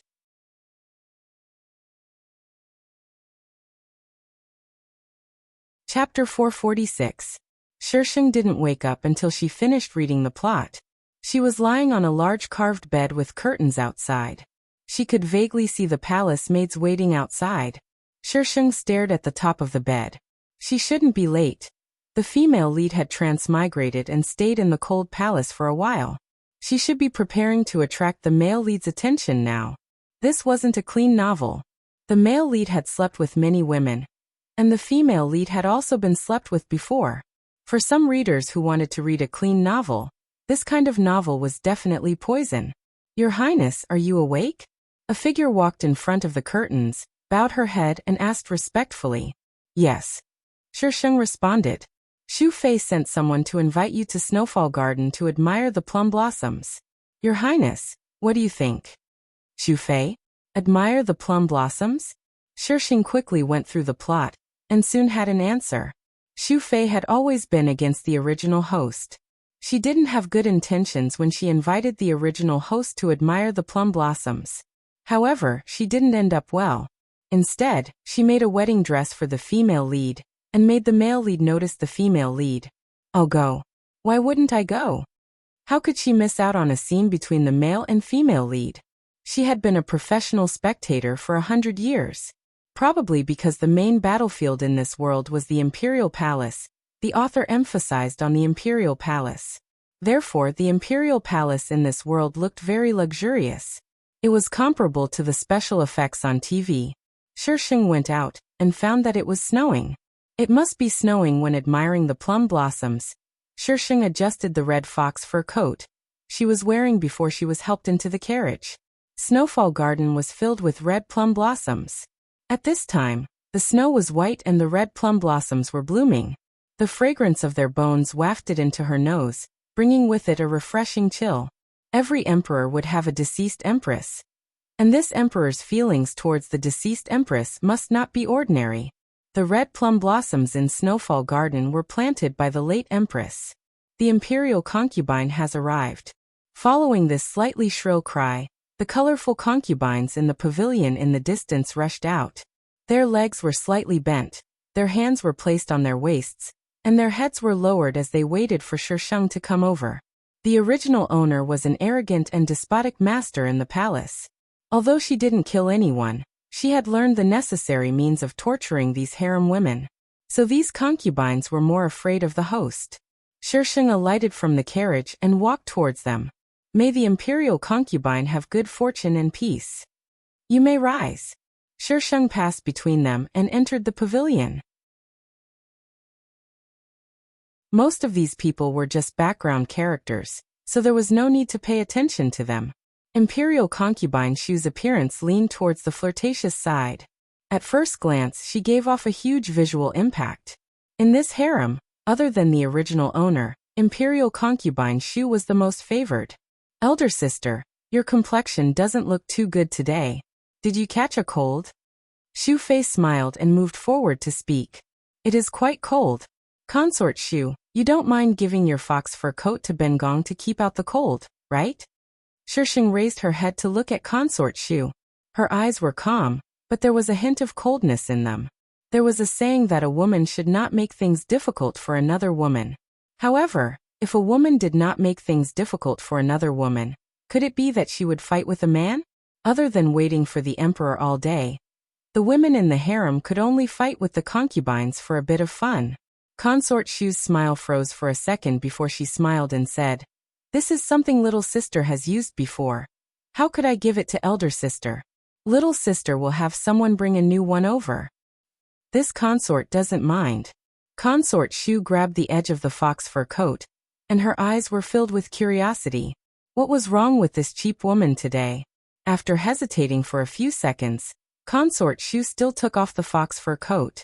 Without anything to keep out the cold, Consort Shu immediately shivered from the cold. There were people on the side who tried to curry favor with Consort Shu, taking off their own coats to give to Consort Shu. Consort Shu tactfully refused. Shisheng looked at her with a smile that wasn't a smile. Consort Shu's heart skipped a beat from that look. Did she see something? Elder sister, His Majesty has been staying in this concubine's palace for the past few days. Elder sister, you mustn't be angry. His Majesty is really something. This concubine already said that there was nothing wrong with my body, but His Majesty insisted on staying. Consort Shu suppressed the anxiety in her heart and began to flaunt the fact that the emperor was staying in her palace. Because the original owner and the male lead had a conflict, the male lead had been staying in Consort Shu's palace. Every time they met, Consort Shu would annoy the original owner. Consort Shu spoke for a long time, but Shisheng didn't respond. She slightly frowned. Did she really know that His Majesty would come here today? Elder sister, are you feeling unwell? Consort Shu asked tentatively. You were hoping that this consort would feel unwell? Shisheng slightly raised his brows. Consort Shu's face was filled with fear. Elder sister is wronged. This concubine is only worried about elder sister. I think you are. Stand outside for this consort. Shisheng's voice suddenly rose. Didn't you want to win the male lead's sympathy? This treasure helped you, so you don't need to thank this treasure. Elder sister. You won't even listen to this consort's words? Consort Shu, do you want to go against your superior? Consort Shu lowered her head in fear, and her eyes flashed with hatred. She gritted her teeth and said, This concubine doesn't dare. Then why aren't you going out? Are you waiting for this consort to give you 20 beatings before you're willing to go out? But this concubine didn't do anything wrong. If elder sister wants to punish this concubine, you need to have a reason. Otherwise, elder sister won't be able to explain it to His Majesty. It was so cold outside. If she went out and stood, wouldn't it kill her? She bribed the eunuch by His Majesty's side and knew that His Majesty would come here today. That was why she asked this slut to come. She wanted to provoke her and make her punish herself. Consort Shu was originally in a cold war with His Majesty. If His Majesty saw her unruly appearance, the chances of her falling out of favor would be even higher. But who knew that Consort Shu would take away her fox fur coat as soon as she arrived, and now she wanted her to stand outside. How is being disrespectful to this consort not a reason? This concubine is worried about elder sister. How can elder sister be unreasonable? This consort is being unreasonable. What do you want? If you have the ability, then climb over my head. Shisheng said arrogantly.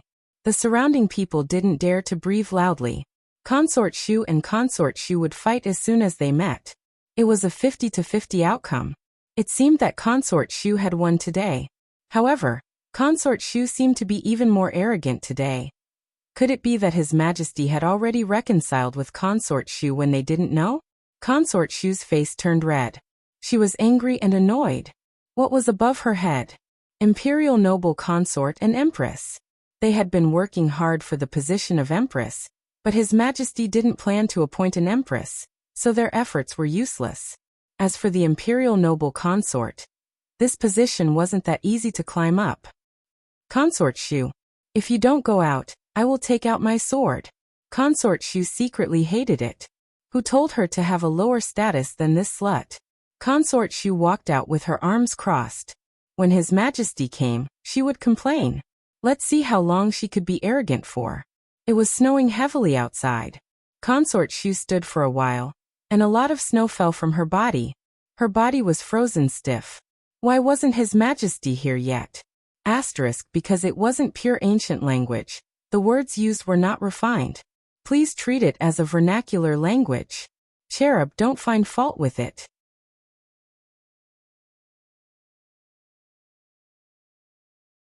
Chapter 447. They were supposed to admire the plum blossoms, but who would have the mood to do so now? Other than Shisheng sitting alone.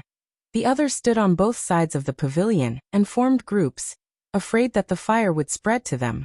Nyang Nyang. Tao Qin, the head palace maid beside Shisheng, said worriedly. Shu Nyang Nyang Nyang Nyang can't hold on if she continues to stand like this. If something happens, I'm afraid it will be difficult to explain to His Majesty. Shu Nyang's face was already purple from the cold, and her body was shivering in the cold wind. Shisheng supported his chin. The male and female lead should be arriving soon. Sure enough, just as Shisheng thought this, a woman wearing a palace maid's uniform appeared in the plum blossom forest. Lu Ruo sneaked out of the cold palace to find a chance to see the emperor. She smelled the fragrance of plum blossoms near Snowfall Garden, and followed the scent here. The female lead's preferences must be the same as the male lead's deceased empress. This would make it easier for the male lead to notice her and associate her with his deceased empress. Then the male lead and female lead would be connected. Therefore, the female lead of this novel liked plum blossoms. Seeing such a large plum blossom forest, the female lead was very happy and almost forgot the world she was in. She rushed in recklessly and bumped into Shu Nyang, who was being punished to stand. Lu Ruo's transmigrated body was a beautiful woman. Although she had only seen the emperor once and had never served him in bed, she knew most of the concubines. Lu Ruo was afraid that Shu Nyang would recognize her, and immediately lowered her head. But she felt strange. Why was Shu Nyang standing here wearing so little? There were many plum blossoms around the pavilion, almost blocking the entire pavilion. Lu Ruo was standing with her back to the pavilion, so she naturally didn't see anyone there. Shu Nyang's vision turned black. Before she could see the person in front of her clearly, her body swayed and her stiff feet couldn't find balance. She fell to the ground. Lu Ruo subconsciously supported Shu Nyang. At this moment, a tall figure jumped out from the side and carried Shu Nyang up. Lu Ruo smelled a strong scent of ambergris. Is this how you serve your master? A man in a bright yellow dragon robe stood beside her and scolded coldly, 20 strokes of the cane. The man looked very cold. His handsome facial features seemed to be carved from ice. When he looked at her coldly, she felt like she was in an ice cellar. But this man was quite handsome. Were people raised in ancient times? No, this man wanted to hit her 20 times? Lu Ruo reacted and immediately defended herself loudly. Your Majesty, when I arrived, Imperial Concubine Shu was already like this. I am also not Imperial Concubine Shu's servant girl. Yuan Sun, who was about to leave, frowned slightly. His sharp gaze swept toward Lu Ruo. Lu Ruo puffed out her chest, giving him a look that said, You can't wrong me. How dare you? Next to Yuan Sun, Eunuch Da, who was holding a horsetail whisk, reprimanded in a sharp voice. How dare you disrespect His Majesty? Who gave you the guts? Only then did Lu Ruo remember that she had been rash. This era was not the modern era that she was from. Even looking at the emperor was a great disrespect. She quickly lowered her head. Yuan Sun was a little dazed, his eyes filled with complicated emotions. After a while his thin lips moved. "What's your name?" "Lu Ruo." Yuan Sun's expression darkened when he heard the unfamiliar name. 30 strokes of the cane. Lu Ruo was dumbfounded. Why did he give her another 10? Were all ancient people so unreasonable? Yuan Sun carried Xu Fei and prepared to leave. "Your Majesty, wait a moment," Lu Ruo said anxiously. She didn't want to be flogged. If she was beaten to death, she wouldn't be able to go back. She definitely couldn't be flogged. Yuan Sun actually paused and tilted his head to look at Lu Ruo. Lu Ruo took a deep breath. "Your Majesty, I have a folk prescription that can treat the little prince's cold illness." Yuan Sun's gaze changed. He asked in a low voice, "What method do you have?" Even the imperial physicians were helpless against the little prince's cold illness. What could a lowly palace maid like her do? Or was she trying to get his attention? "It's a method passed down from my ancestors. It's very effective and will definitely cure the little prince's chronic illness." Of course, Lu Ruo didn't have any ancestral methods. She had to rely on the system. She had to get close to the little prince first, then think of a way to get close to Yuan Sun. Of course, she had to get rid of the 30 strokes first. Nonsense. Is the little prince someone a palace maid like you can treat? Eunuch shrieked. "Your Majesty, this palace maid is too unruly. I think you should just sentence her to death." Lu Ruo. He wanted her life as soon as he arrived. What a vicious eunuch. "Just wait and see how I'll deal with you when I climb over your head." "Your Majesty, the little prince's cold illness has been with him since he was young. Because he's too young, the imperial physicians don't dare to carelessly use medicine for fear of agitating the little prince. But my ancestral method is absolutely non-toxic and harmless." Lu Ruo patted her chest in assurance. "If my method doesn't work, I'm willing to apologize with my death. Yuan Sun should believe her, right? If something really happens to the little prince, what's the use of apologizing with your death?" Lu Ruo glared at Eunuch Da. This damned eunuch. How had she offended him? Shi Sheng looked at the silhouettes separated by the plum trees. Consort Shu is about to die from the cold. Lord Male Lead, you're still wasting time with the female lead. Have you considered your beloved consort's feelings? This palace maid sure has guts. A concubine nearby was discussing. She actually dares to have designs on the little prince. If anything happens, she won't have enough heads to chop off even if she has several. The little prince was born of the late empress. The late empress had passed away while giving birth to the little prince. In ancient times, people could only wait for death if they bled out. When the little prince was 2 years old, he fell into a frozen pond. Since then, he had been afflicted with an incurable cold illness. She didn't choose a smart way to seduce His Majesty. A little palace maid wants to seduce His Majesty? She's dreaming. Jie, don't you think this little palace maid looks a little familiar? A concubine finally got to the point. A little. A concubine nearby agreed. But I can't remember where I've seen her. Isn't this that Njiu? That Njiu who broke Consort Xian's Mandarin duck jade pillow. The reason Lu Ruo entered the cold palace was because she broke Consort Xian's Mandarin duck jade pillow. The jade pillow was bestowed by the emperor. Breaking it was a great disrespect. Lu Ruo's entry into the palace had actually attracted the male lead's attention. Not only did she have the identity of Njiu, but she also had a title. Although this wasn't the first time she received such treatment before bedding him, it was definitely an existence that made people jealous. The group of women in the harem were afraid that Lu Ruo would be pampered in front of the male lead. Fortunately, something happened later. The male lead didn't have time to pamper women, and forgot about Lu Ruo. Thus, Njiu, who had received a title but never bedded him, became a thorn in the side of some people. They had to get rid of her to feel at ease. Isn't she in the cold palace? Why is she here? She left the cold palace without permission, and dared to run in front of His Majesty. This Njiu is really bold. What do we do now? Imperial consort Jie. A group of people looked at Shi Sheng. who was watching the show. Sheng, why are you looking at me? I just want to watch the show quietly.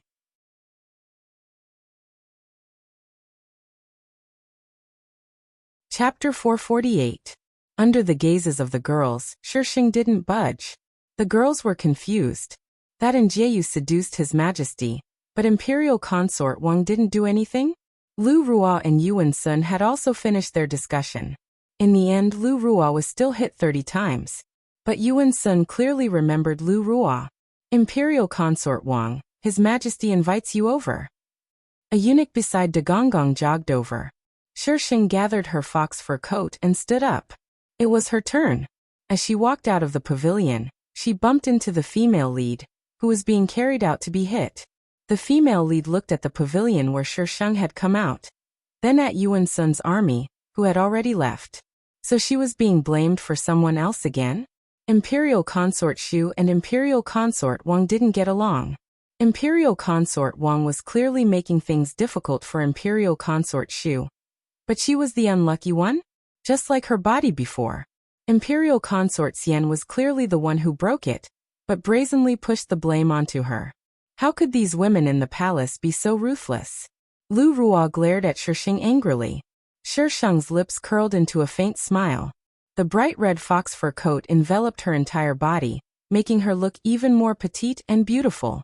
Behind her, the white snow and red plum blossoms shone brightly. A poem unconsciously appeared in Lu Ruo's mind. Looking back with a smile, the beauties of the 6 palaces pale in comparison. While she was in a daze, Sheng had already walked past her, bringing with him a refreshing fragrance. Yuan Sun sat in the dragon carriage with Imperial Consort Shu in his arms. When Sheng brought people over, he immediately ordered them to carry the dragon carriage away. Sheng, what was the meaning of this? You wanted I to walk back with him? Don't think you're so awesome just because you're the emperor. Sheng ordered people to prepare the carriage. The eunuch was in a difficult position. His Majesty wanted Imperial Consort Wang to walk back. Tao Qin, you go. Sheng ordered the head palace maid beside him. Tao Qin looked at the dragon carriage, which was already some distance away, and frowned.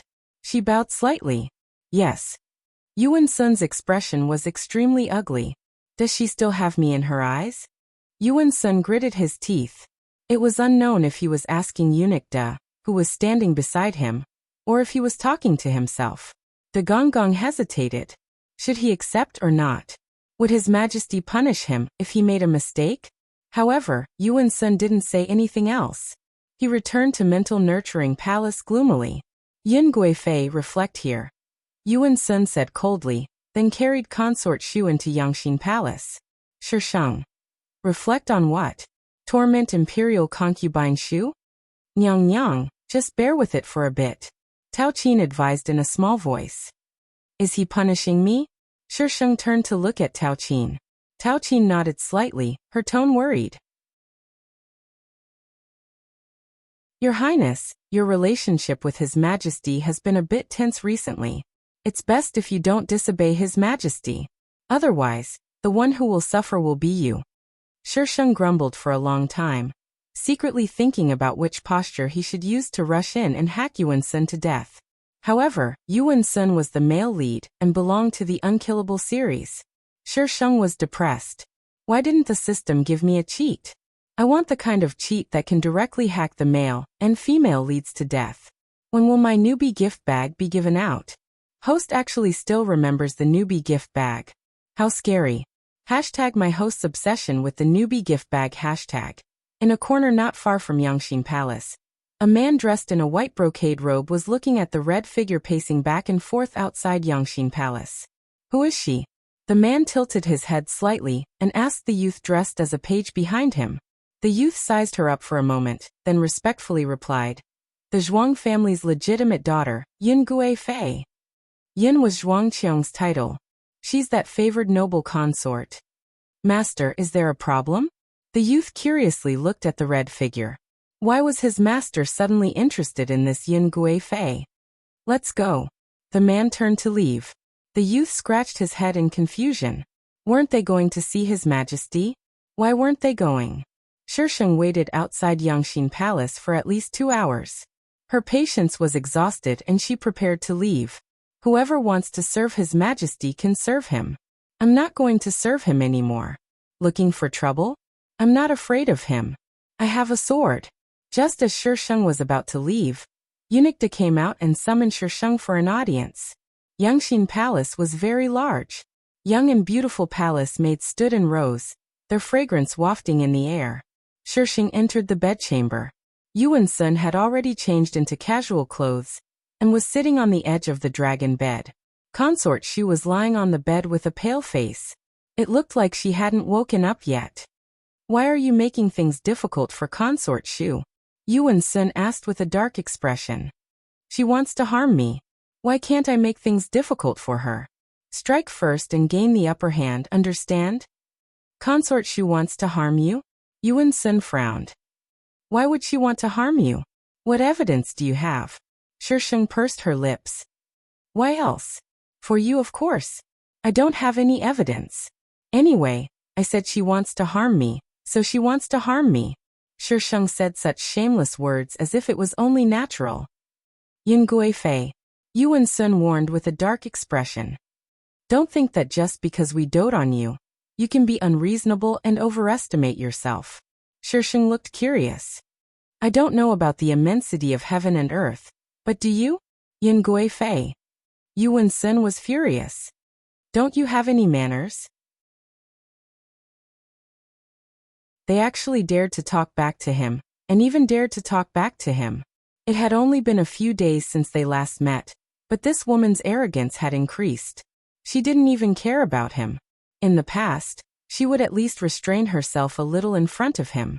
Now she didn't hold back at all. Could it be that the Zhuang family was making a move? At that thought, Yuan Sun couldn't help but think even further.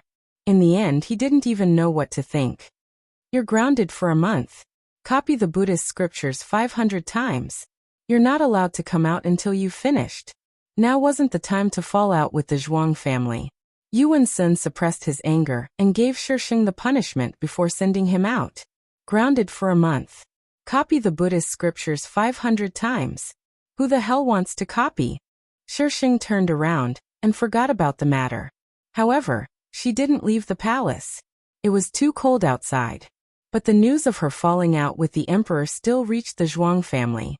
Father Zhuang sent someone to tell her not to be stubborn, and that she had to have a child next year. The Zhuang family mostly treated Zhuang Qiong as a tool.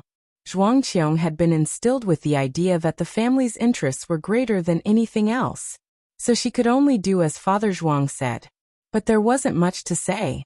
The Zhuang family provided Zhuang Qiong with a good environment, sent her into the palace, and pushed her to sit on the throne of Guifei. All she needed to do was give birth to a child. But now she wasn't Zhuang Qiong. She had to give birth to a child with the male lead. It was scary just thinking about it. Shisheng ignored Zhuangfu, who continued to send people to deliver letters to her. In the end, Shisheng was so annoyed that he replaced them all. Her actions not only angered Father Zhuang, but also puzzled Yuan Sun. Yuan Sun thought that the Zhuang family was going to make a move, but he found that they didn't. They were very obedient. But what did Zhuang Qiong mean?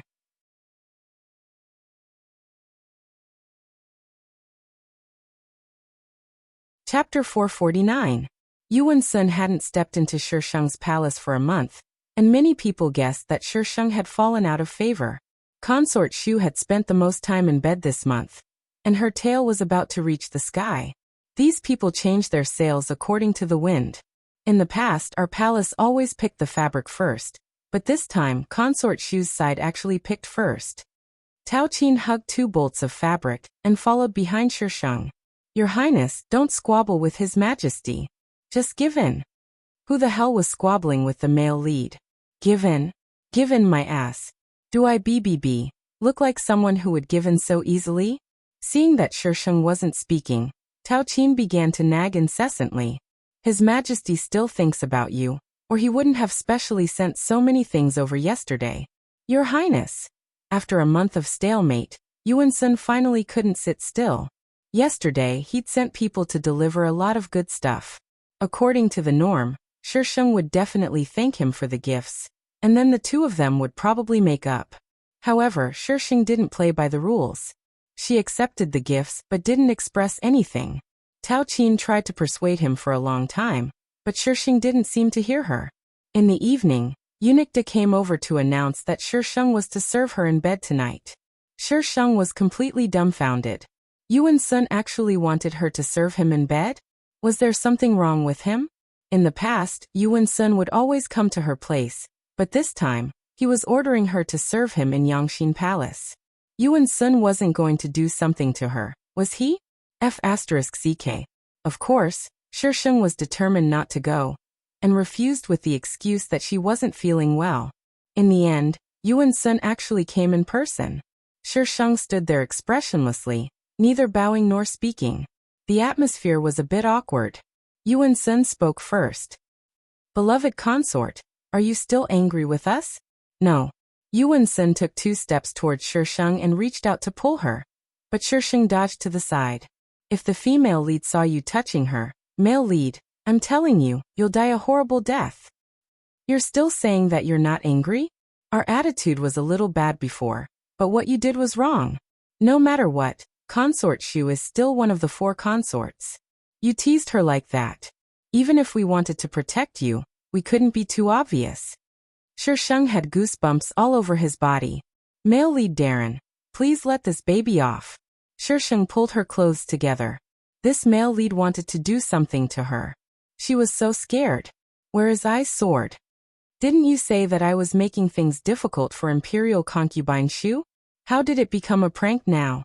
If Shu Fei hears this, she will cry. We were too angry. What you did that day was indeed too much. It was such a cold day."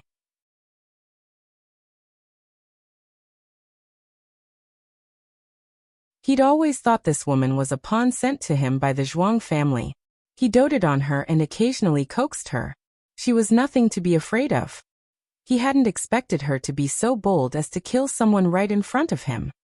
"Do you believe I wouldn't dare to kill the emperor?" Shisheng flicked the blood off the iron sword. His tone was brisk and arrogant. The iron sword in her hand exuded an aura that made one's heart tremble. It was as if the tip of the sword was pointed at one's back. She was clearly smiling, but he couldn't see the slightest hint of a smile in her eyes. Those eyes were like deep pools of water that had been settled for thousands of years. Was this woman really the noble consort Yin he knew? Yuan Sun didn't know why, but he suddenly believed her words. "Protect." Yuan Sun, try shouting. The iron sword pressed against Yuan Sun's chest. The woman's mocking voice sounded. "Let's see if I can pierce your heart faster. Or if your people can arrive faster. Even if you kill me, you won't be able to escape," Yuan Sun said calmly. "Why should I run?" Shisheng cocked his head. "Yuan Sun. What do you want to do if you don't run after killing me?"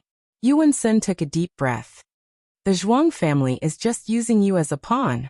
Once you lose your usefulness in their eyes, you'll be abandoned." Yuan Sun wanted to use this opportunity to pull Shisheng to his side. If he could make her betray him, he'd have a greater chance of eliminating the Zhuang family. Isn't that how people work? You use me and I use you? On a chessboard, there's only one true winner, and that's the chess player who wins the entire game. If you become an abandoned pawn, you can only blame yourself for not being able to become the chess player. Shisheng paused, then asked with a smile. "Do you think I'm a pawn or a chess player? What's the future? Please listen to the breakdown next time. See you tomorrow, darlings."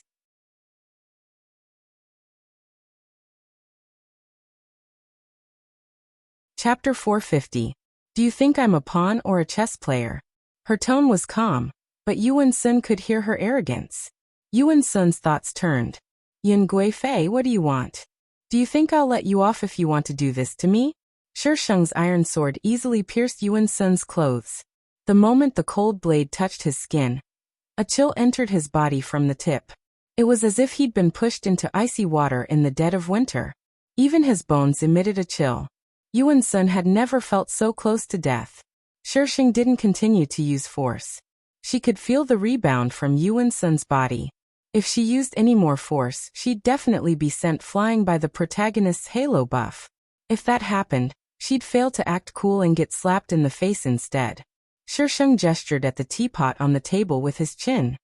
Drink that. You'll have to drink your own sins. Yin Guifei, I am the ruler of a nation. How dare you treat me like this? He was the one who'd ordered people to put that thing in the teapot. How could he not know what it was? He definitely couldn't drink it. If he'd known this woman was so difficult to deal with, he wouldn't have let those people out. What are you saying, Your Majesty? I'm just treating you to tea. Who didn't know how to lie through their teeth? Do you think I've never read books?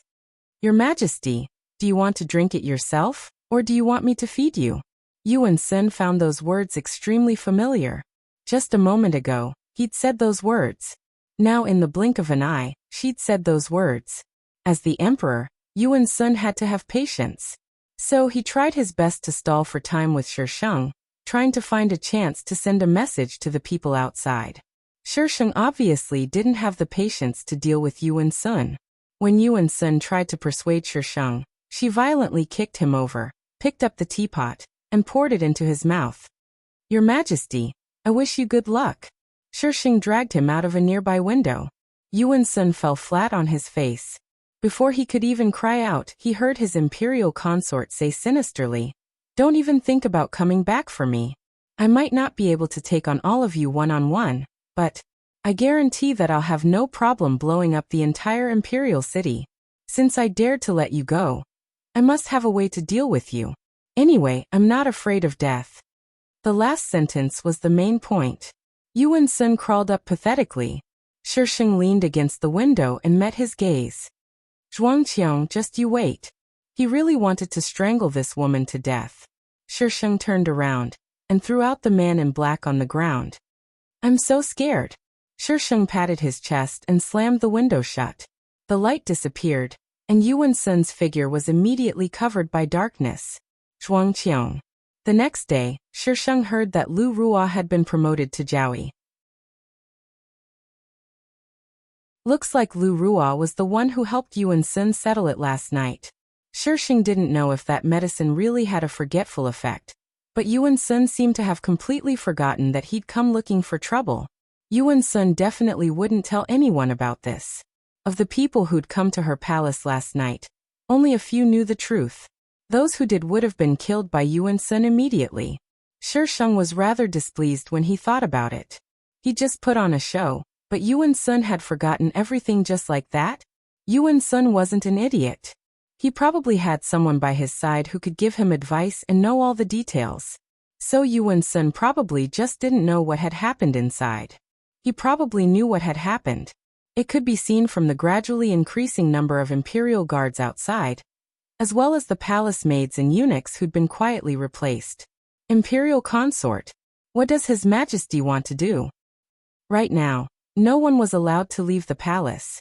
Everything had to be sent in from the outside. House arrest, of course. Shisheng tossed the pastries in his hand into the pond. House arrest. Tao Qin gasped. Why would His Majesty put you under house arrest? Shisheng thought for a moment, then slowly said, Maybe there's something wrong with his head. Are there any normal people in your eyes? Even Feng Xiai is a retard. Tao Qin. Why isn't Imperial Consort worried at all? Imperial Consort. Tao Qin took 2 steps towards Shisheng and spoke in a low voice. But before she could finish speaking, she caught sight of the pond from the corner of her eye. The fish fighting for food in the water floated up with their bellies up. Her expression changed drastically, and she quickly knocked over the pastries in Shisheng's hand. Imperial Consort, there's poison. Shisheng calmly patted the crumbs of pastries off his body. How could there be poison? Who would dare to poison Imperial Consort? Imperial Consort? Who else could it be other than Yuan Sun? Shisheng said nonchalantly. Guess how many methods Yuan Sun will use to kill me? He didn't dare to kill her openly. After all, she still held the title of noble consort and the status of the Zhuang clan's legitimate daughter. What happened that night was indeed treacherous, but there were no witnesses, right? Yuan Sun's actions couldn't be exposed. How could he dare to use that as an excuse? So he could only act in secret. Imperial Consort. What exactly happened between her Imperial Consort and His Majesty? Why didn't she know anything about it? Are you afraid? Shisheng shifted into a more comfortable position, then glanced at the pale-faced Tao Qin. If you're afraid, you can leave the palace. Tao Qin suddenly knelt down. Imperial consort, Tao Qin has followed you since I was young. This life belongs to you. Tao Qin is absolutely not afraid. You're one of my father's people? Aside from Yuan Sun's men, the only people by Yuan Sun's side were Zhuangfu's men. She didn't have anyone she could trust. Last time, she'd swapped out some of Zhuangfu's men, but Yuan Sun's men had sneaked in again. Tao Qin lowered her head. No, Lord Zhuang did seek this servant out, but this servant didn't agree. Rise. Tao Qin raised her head slightly, carefully observing him. Shisheng's expression was very calm. She couldn't tell if he was happy or angry, let alone any other emotions. Tao Qin stood up quietly, then respectfully stood to the side. Imperial consort, what should we do now? Should we report this to Lord Zhuang? Shisheng's gaze landed on the pond, which was already filled with dead fish. He planted so many people in the palace. How could he not know? When Zhuangfu heard that Shisheng had been placed under house arrest, he pressured Yuan Sun in court. Yuan Sun couldn't come up with any good excuses, so he could only remove those people. Yuan Sun had done it rather discreetly, and Shisheng hadn't publicized it, so Zhuangfu didn't know for now. However, he still sent people to ask her what was going on and why Yuan Sun had placed her under house arrest. Tao Qin held a brush in front of a sheet of paper, unsure of what to write. Imperial consort had told her to write whatever she wanted. How should she reply? After struggling for a long time, Tao Qin still couldn't squeeze out a single word. She had no idea what was going on, alright? Why did Imperial consort fall out with His Majesty? She was just as confused as those flirtatious sluts outside. Just right. Yuan Sun is jealous that I'm smarter than him. Tao Qin's hand trembled, and the brush drew an ink mark on the paper. Imperial consort, are you sure you want to write this? You're not teasing me.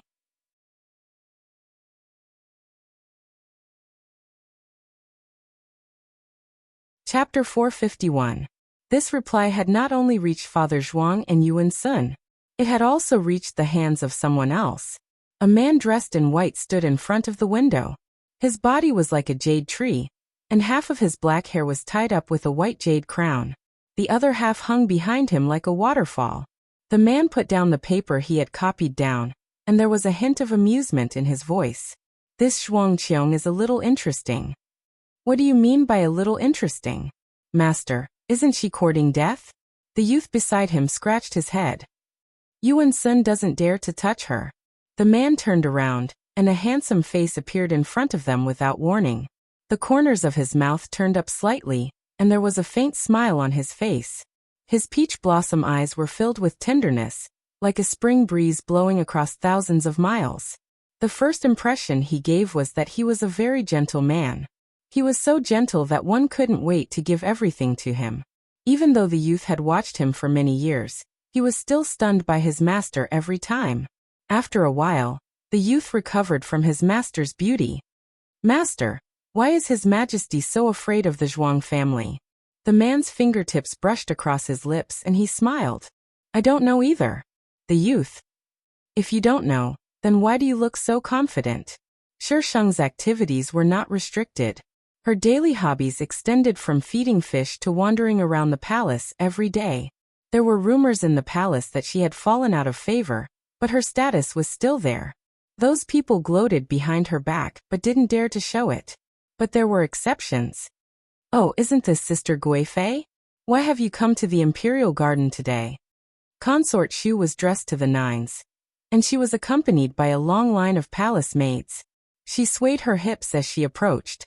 Consort Shu had been favored recently, and she was flushed with success. Shisheng only had one palace maid, Tao Qin, by his side. Compared to Consort Shu, there were so many people around her. Shisheng looked Consort Shu up and down.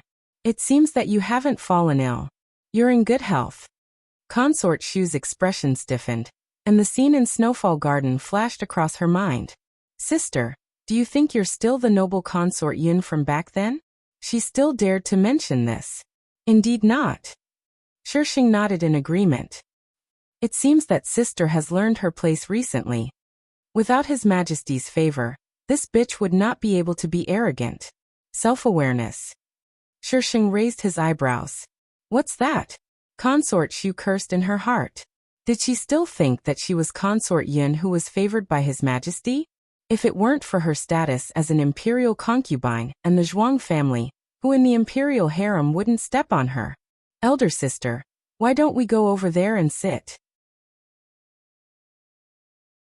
Imperial concubine Shu pointed at a pavilion in the distance. She had to take revenge for what happened last time. I'm not going. Who has the time to play palace intrigue with you? Elder sister, are you looking down on this concubine? Can't I even talk to you? Consort Shu approached Shisheng and reached out to pull him away. Shisheng retreated out of reflex, but Consort Shu's reaction was even greater than hers. She slipped and fell into the pond in front of her. Splash. The sound of water splashing could be heard. Shisheng. Oh my God. She looked up at the male lead. From Consort Shu's posture, it was obvious that the male lead was nearby. As expected, Shisheng saw Yuan Sun's imperial carriage nearby. Save me. Consort Shu struggled in the water. The palace maids and eunuchs around her scrambled to save her. They were so close, but no one pulled Consort Shu out of the water. Are you all idiots? Plop. There was another plop not far away. A figure quickly swam towards Consort Shu. Consort Shu struggled violently in the water, constantly pushing down the person trying to save her. Lu Ruo spent a lot of effort to get Consort Shu out of the water.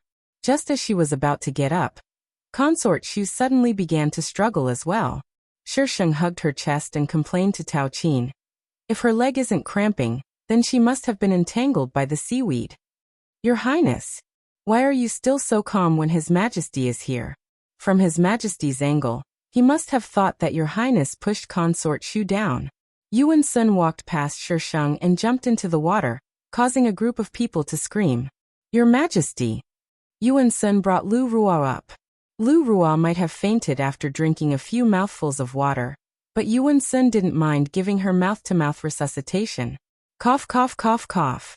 Lu Ruo coughed violently as she regained consciousness.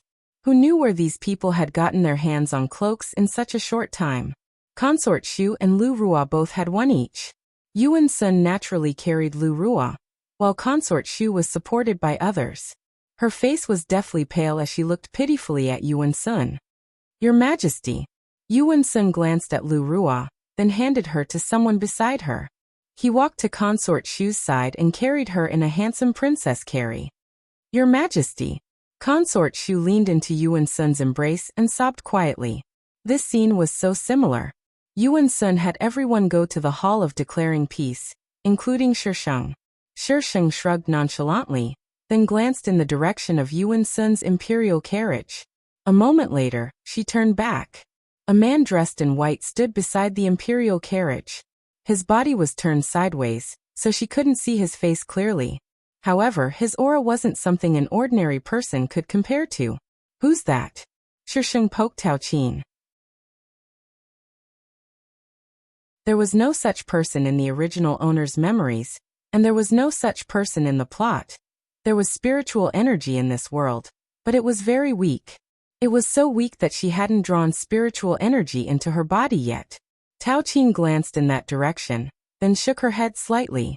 This servant has never seen him before. Yuan Sun said something to the man in white, but he quickly turned and left. Hall of Declaring Peace. Lu Ruo and Consort Shu had already changed into clean clothes. Consort Shu leaned against Yuan Sun's side, while Lu Ruo sat below with a cup of hot tea. Shisheng stood in the middle. Consort Yin, do you admit to your crimes? Yuan Sun was very excited. After so long, he finally found a chance to punish this hateful woman. If you say I'm guilty, then I'm guilty. You're the emperor anyway, so you're the most powerful. As long as you're happy. Shisheng wasn't afraid of boiling water. Consort Yun. Yuan Sun angrily threw the teacup next to him. Shisheng jumped back, easily avoiding the teacup. She blinked, then asked innocently, Your Majesty, does your hand hurt? This tea was to warm Lu Ruo and Consort Shu's bodies, so it was very hot.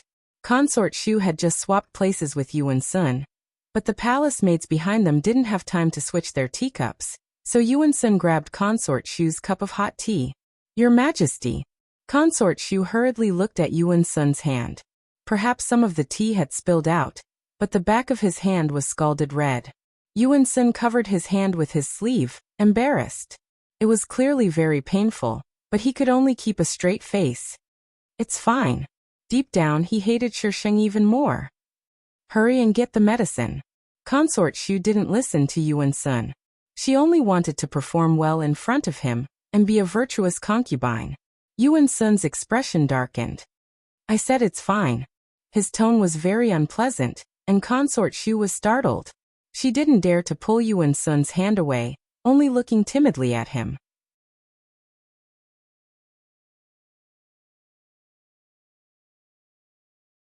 Chapter 452. Noble Consort Yin, are you rebelling? Yuan Sun pressed down on Consort Shu's waist, his tone cold. No. Shisheng shook his head. How did your Majesty know that I was rebelling? Kneel before Zhen. He hadn't seen her bow since just now. She was infuriating him. Shisheng narrowed his eyes. I only kneel to dead people. Yuan Sun. Someone come. Drag this rebellious noble consort out and behead her. Behead her. Your Majesty, don't be angry. Anger will harm your health. What happened just now was due to my carelessness. I don't blame sister. Consort Shu comforted Yuan Sun. But the more she comforted him, the angrier he got. Were you the one who pushed Consort Shu just now? Yuan Sun asked coldly. Guess. Zhen guessed. Guess your ass. You're infuriating, Zhen. Consort Shu, was she the one who pushed you just now? Consort Shu stammered. Your Majesty, this. Yuan Sun backed Consort Shu up. Yes means yes, no means no. Zhen is here. What can she do to you? I wanted to invite sister to sit in the pavilion, but sister wasn't willing. She even pushed me. It was my own fault for not being able to stand properly. It has nothing to do with sister. Consort Shu's eyes reddened. Her words full of grievance. My Consort Shu is amazing. Acting is indeed a compulsory course for women who live in palace intrigue. Yuan Sun patted Consort Shu's back, then turned around with a cold expression. Consort Shu invited you out of goodwill, but you pushed her into the pond. Noble Consort Yin, what are your intentions? Will you only be happy if you cause chaos in Zhen's harem? Shisheng didn't say anything. There was nothing to say to an idiot. Any explanation was bullshit. You have nothing to say, right? Then you admit that you pushed Consort Shu? Yuan Sun raised his voice. Everyone in the Hall of Declaring Peace was shocked. The palace maids and eunuchs all knelt down. Whatever you say. Yuan Sun pointed at Shisheng, his chest heaving up and down. Noble Consort Yun's jealousy has become second nature. She is demoted to Zhao. If he were to be banished to the cold palace, who knew how the Zhuang family would kick up a fuss? Yuan Sun could only take things one step at a time. When Yuan Sun wasn't looking, Consort Shu smugly winked at the Shisheng. Without the status of noble consort, let's see how she can still be arrogant in the palace. Shisheng's mouth twitched, but no one knew whether he was laughing or mocking him. Get out! Yuan Sun roared angrily as soon as he saw Shisheng. Shisheng didn't argue with Yuan Sun. She only gave Xu Fei a meaningful look, then turned to leave the Hall of Declaring Peace. Yuan Sun stared at her back. His gaze was deep and serene, like that of a beast of prey. Frightened by Yuan Sun's appearance, Consort Shu hurriedly lowered her head, pretending that she hadn't seen anything. Yuan Sun told Xu Fei to rest well, and left with Lu Ruo. Consort Shu was so angry that her heart hurt. She had just defeated a Gui Fei, and now an Zhao Yi came. Imperial concubine, Shu scolded Lu Ruo all the way from the Xuanha Hall to her sleeping quarters. Nyang Nyang, don't be angry. No matter what, and Zhao Yi is only a Zhao Yi. She can't surpass you. The person beside Consort Shu comforted her. This month His Majesty stayed at her place for a few days. Now that she's a Zhao Yi, who knows when she'll climb up? Consort Shu gripped her handkerchief, her expression ruthless. Nyang Nyang, this Gui Fei Yin. Consort Shu glared coldly. and the palace maid immediately changed her words. Yin Zhaoyi was hard to deal with before because her position was too high. But now, apart from consort de Nyang Nyang, you have the highest rank in the harem. Nyang Nyang, are you still afraid of dealing with Emir Zhaoyi? Consort Shu's expression softened. Of the 4 consorts, Hui Da and Shu Xian, only consort Hui had never been conferred a title. Consort Da and consort Xian had been by Yuan Sun's side since he was still the crown prince. But the most favored one was still her, the latecomer. Consort Shu closed her eyes, thinking about how to deal with Lu Ruo. Yin Zhaoyi. This low call caused Consort Shu's eyes to open abruptly. On the curved bridge, Shisheng stood with a sword in his hand. The sparkling water of the pool flashed across the mirror-like surface of the iron sword, reflecting waves of cold light. Yin Zhaoyi, what do you want to do? She actually dared to walk around the palace with a sword. Shisheng approached Consort Shu's group with the sword. These eunuchs and palace maids didn't have any martial arts, so they all retreated. The palace maids carrying the carriage were moving too fast. So Consort Shu had to grab onto the edge to prevent herself from falling. Zhuang Qiong, what do you want to do? You dare to use a weapon in the palace. Protect the emperor, protect the emperor. Consort Shu was so frightened by Shisheng's menacing aura that her face turned pale. Shisheng kicked aside the palace maids who were in his way. Under Consort Shu's terrified gaze, he used the iron sword to pierce through the bottom of the carriage. Ah! When the imperial guards arrived, they saw Consort Shu falling into the pool along with the carriage. Shisheng stood in the middle of the bridge, watching Consort Shu flop around in the water. Didn't you say that I pushed you into the water? I fulfilled your wish. Does it feel good? Do you think I'm so easy to bully? When the imperial guards arrived, the first thing they did was to rescue Consort Shu.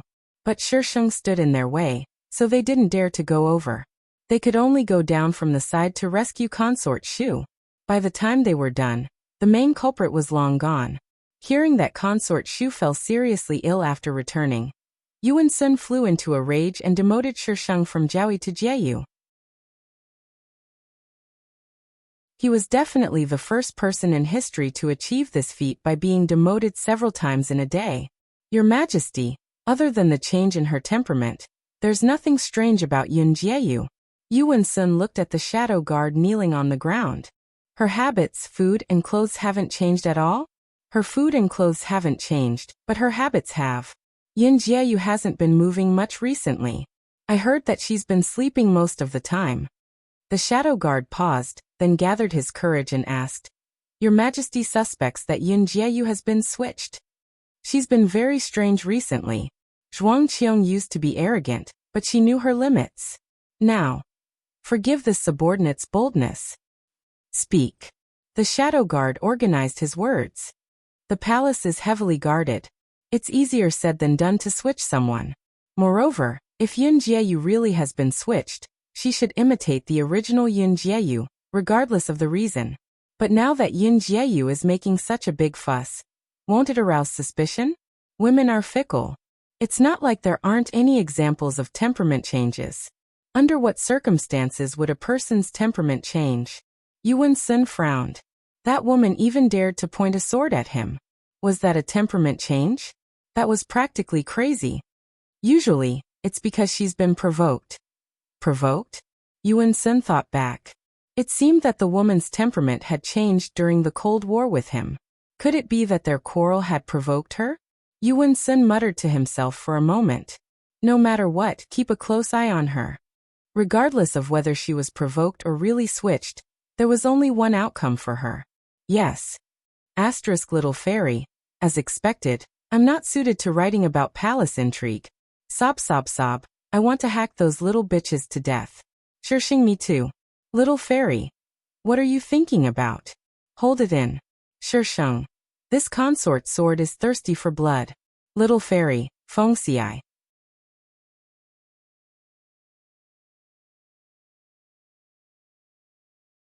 Chapter 453. Side mission. Substitute one person for another. Shisheng was startled by System's sudden voice, causing her to sit up on the bed. It was dark all around. Shisheng held his forehead. What's wrong with it? Giving out missions in the middle of the night. I don't accept missions, thank you. Shisheng tilted her head back and laid back on the bed. Accepted by default. Shisheng. Accept by default my ass. System, come out if you dare. Let's see if I will chop you into scrap metal. Only an idiot would get out. If you don't do this side mission, the system will deduct all your life points. That means you won't be able to enter the mission world and meet Feng Xiai again. Wow. You've learned how to threaten me? Laozi knew that the rules were made up by you.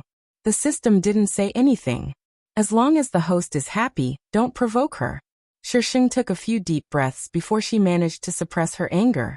What does it mean to substitute one person for another? Keywords: Jade Pavilion, Weiyang Palace. Shisheng. You came up with a new game? Can you be a little more focused? Don't just randomly add settings. If you do, you'll easily get a bad review. The system followed the principle of I can't hear you, so I can't understand you, and manually blocked Shisheng. Shisheng sat up in bed. Is there a place called Weiyang Palace in the palace? I don't think so. Jade Pavilion. What the hell is that? A place to collect jade? A place to collect jade in Weiyang Palace? That little bitch system really needs to be taught a lesson. Shisheng sat in bed until dawn. When Tao Qin came in to serve him, she was startled by Shisheng's messy hair. Master, what are you doing? Ever since Shisheng was demoted to Jieyu, Tao Qin called him master. Shisheng held his chin and asked weakly, do you know about Weiyang Palace and Jade Pavilion? I've never heard of Weiyang Palace. Tao Qin thought for a moment. I've heard of Jade Pavilion. It's the palace's library. Master, why are you suddenly asking about it? Tao Qin was confused. Why did Master ask such a question so early in the morning? Jade Pavilion equals library? There are beautiful women in books. F***ck. Which god named it? Everyone's first reaction upon hearing that the Jade Pavilion was related to Jade. Who the hell knew that it was related to books? The Jade Pavilion was inside Lin an academy. This academy was located in the Imperial Palace. It was where the princes, princesses, and other children related to the imperial family studied. Because there were many people coming in and out of the academy, it was closer to the periphery of the Imperial Palace. The concubines in the imperial harem could not come here casually. It took Shisheng a lot of effort to sneak here from the harem. Master, what are we doing here? Tao Qin looked left and right, afraid that someone would see her. If someone sees you, Master will be reprimanded by His Majesty again. The previous matter was not over yet, and now he was sneaking here again. Wasn't this giving people a reason to gossip? Looking for the jade. Shisheng looked at the gate of the academy in the distance, and answered casually. Looking for jade? What jade was he looking for? What kind of jade could the academy have? Tao Qin was dumbfounded.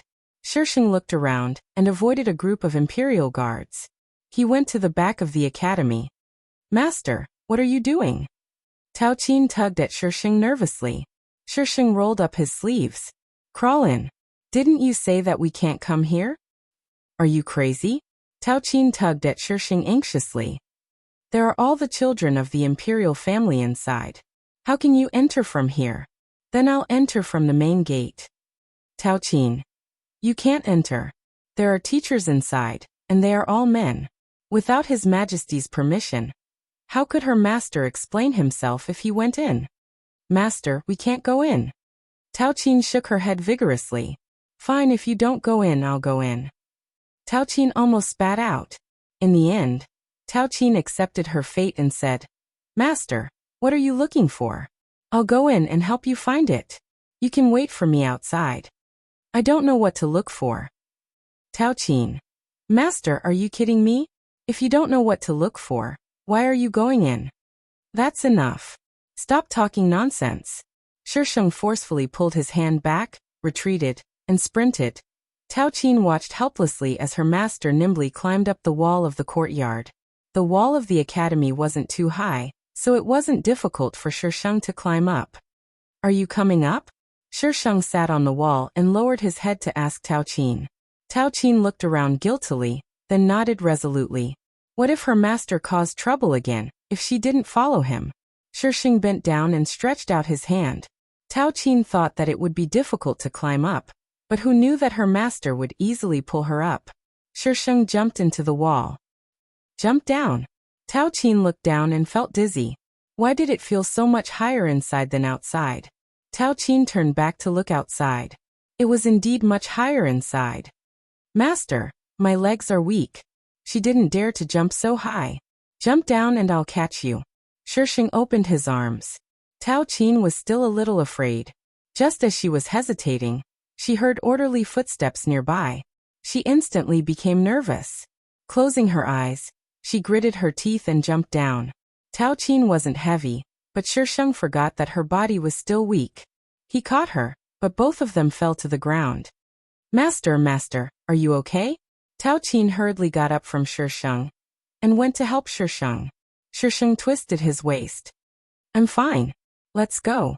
It was probably class time, so there was no one in the academy.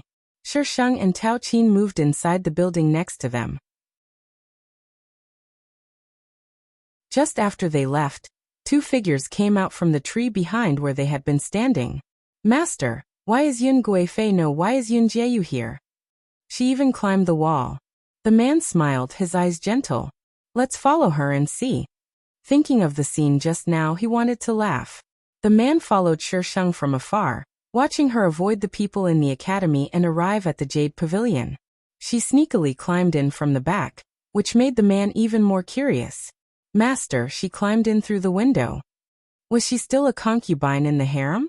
She climbed the wall just now. The man reminded the youth. The youth's face changed strangely.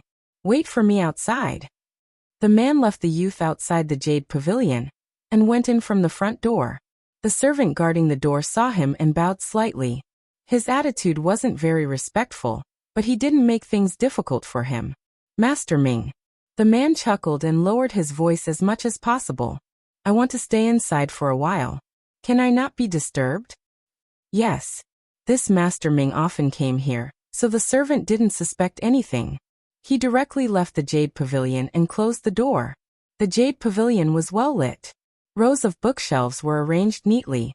The man followed the bookshelves, looking for rows of books. However, he didn't see anyone. The man looked at the stairs next to him. He went up the stairs. There were only 2 floors in the Jade Pavilion. The books here were only for the royal family to read. It wasn't the real place where the royal family collected books. Where the royal family studied, the books in the Jade Pavilion would be brought in from other places. If they didn't need these books, they would be taken away. But the second floor was different. Most of the books on the second floor were collected from the common people. They were extracurricular reading and wouldn't be replaced.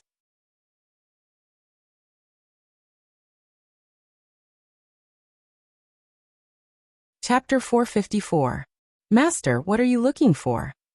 Tao Qin watched as Shisheng rummaged through the bookshelves like a bandit. Shisheng didn't know what he was looking for.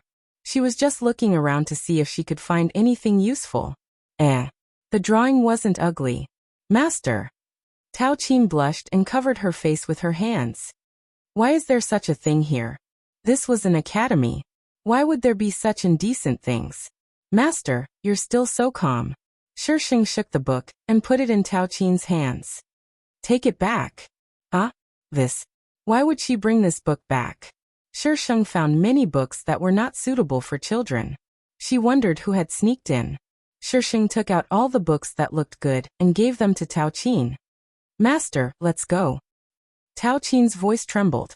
It was probably the first time she had done something like this. Shisheng stuck out his butt and flipped through the books. He finished one book in a few seconds. She couldn't understand. Who the hell wrote this? It was like a dog crawling. Shisheng threw the book away and leaned against the bookshelves. There were so many books here. How long would it take her to find all of them? And where was the Weiyang Palace? Is there really no Weiyang Palace in the palace? Shisheng suddenly asked. Tao Qin shook her head. There really isn't. Master, maybe there used to be, but it changed its name. She had never heard of the Weiyang Palace since she entered the palace. Why was Master suddenly asking about it?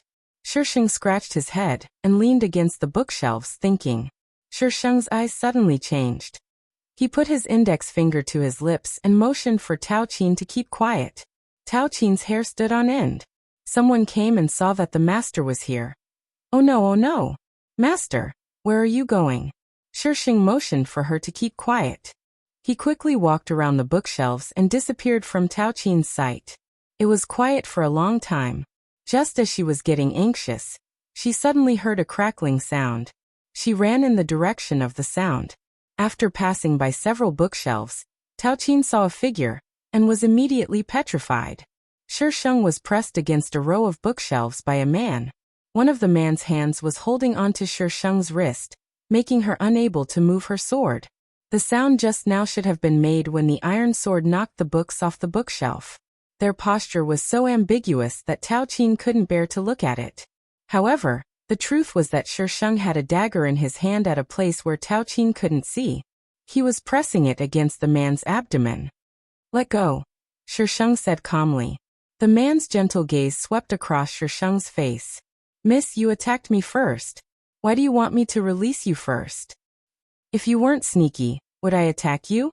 This man's strength was actually not bad. Flips table. This weak chicken body. Other than a few ambushes, a direct confrontation was simply a death sentence. He really had to thank Yuan Sun for being too paranoid and not directly sending people up to fight. If Miss didn't come in through the window, why would I be sneaking around? F***ck. Or was it I's fault? Hurry up and let go of I. Shisheng pushed the dagger in his direction. The man's lips curled up slightly, forming a beautiful and perfect arc. Shisheng gritted his teeth. The handsome man's trick was useless against I. Don't think that I'll go easy on you just because you're good-looking, I. Hiss. The man suddenly let go of Shisheng. She really dared to attack. Shisheng used quite a bit of strength. The dagger had already sunk a few centimeters into the man's body. It must have opened up quite a large wound. Bright red blood soaked his white clothes, like red plum blossoms dotting the white snow. It was especially eye-catching. Why are you following I? Shisheng could move now. He immediately pointed his iron sword at the man. This man seemed to be the one beside Yuan Sun's imperial carriage that day. He was so good-looking. There wasn't such a person in the plot, nor in the original owner's memories. Could it be that he was the villain boss? With the experience from the previous world, Shisheng was now very suspicious. The man pressed his hand against his abdomen and exhaled slightly. Miss, do you need to point such a dangerous weapon at me? Cut the crap. F***ck. The man grabbed Shisheng's wrist again. He spun her around and imprisoned her in a corner. He quickly grabbed her other hand, pulled it over her head, and pressed it against the top of her head. Wasn't it I's patent to launch a surprise attack? This was a plagiarist. Shisheng's mind was full of thoughts. His patent had been stolen, and she was being pressed against the ground. He wanted to chop someone up. Tao Qin was scared out of her wits. She couldn't help at all. The man panted, his hot breath sweeping across Shisheng's cheek. Miss, you can't be so violent. You're not likable. I don't need you to like me. It's none of your business. Shisheng glared at him. Why the hell are you pressing against I? Are you trying to molest me? This man looked very gentle. His eyes were like pools of spring water. One look at them could make people drown in them. But Shisheng saw the murderous intent hidden in those pools of spring water. This man was very dangerous. His danger level was comparable to Chu Tang's. Of all the people she had met, only Chu Tang gave her such a feeling. If you don't mind, I'm willing. The man breathed softly in her ear. Willing your head. I don't want to be with such a dangerous person. Not at all. Shisheng wanted to kick the man, but the man seemed to be waiting for her. He pressed her down with his long legs. With this action, the two of them got even closer. The thick smell of blood swirled around Shisheng's nose. What are you trying to do? Shisheng took a deep breath. He wanted to coax the man to let go of him, and then chop him to death. Even if he was Feng Xiai, he would chop him up. She didn't want to be with someone who was too smart. If her IQ was suppressed for too long, she would easily become retarded. I don't have any ill intentions. You're already like this, and you don't have any ill intentions? Does that mean you don't have any ill intentions until you stab me to death? Shisheng was furious. System, come out. I want to talk to you about the several gigabytes worth of action movies you have in your corner. Host, what are you talking about? I don't understand. The signal isn't good. I'll try shutting down and rebooting. You're so beautiful. How could I bear to let you die? You can't bear to let I die? What are you trying to do? The man suddenly leaned in close to Shisheng. His slightly cold lips brushed past her cheek. His amused voice rang out next to Shisheng's ear. Mingjin, remember my name. I don't care about tomorrow. Under Shisheng's murderous gaze, Mingjin let go of her and quickly moved downstairs. Shisheng raised his hand and threw the iron sword. Mingjin nimbly dodged the iron sword. His slender fingers grabbed the air and actually caught the iron sword. He caught it, F***ck. What kind of evil martial arts does this man practice? He actually dared to catch a sword with his bare hands. Tui. He caught an iron sword with his bare hands. You've given me a good sword. I'll take good care of it. Mingjin quickly went downstairs with the sword and disappeared among the rows of bookshelves. Shisheng. Ice sword. You're tuning in to the Earbook Haven YouTube channel. Don't forget to subscribe and join us on this journey to catch the most captivating stories.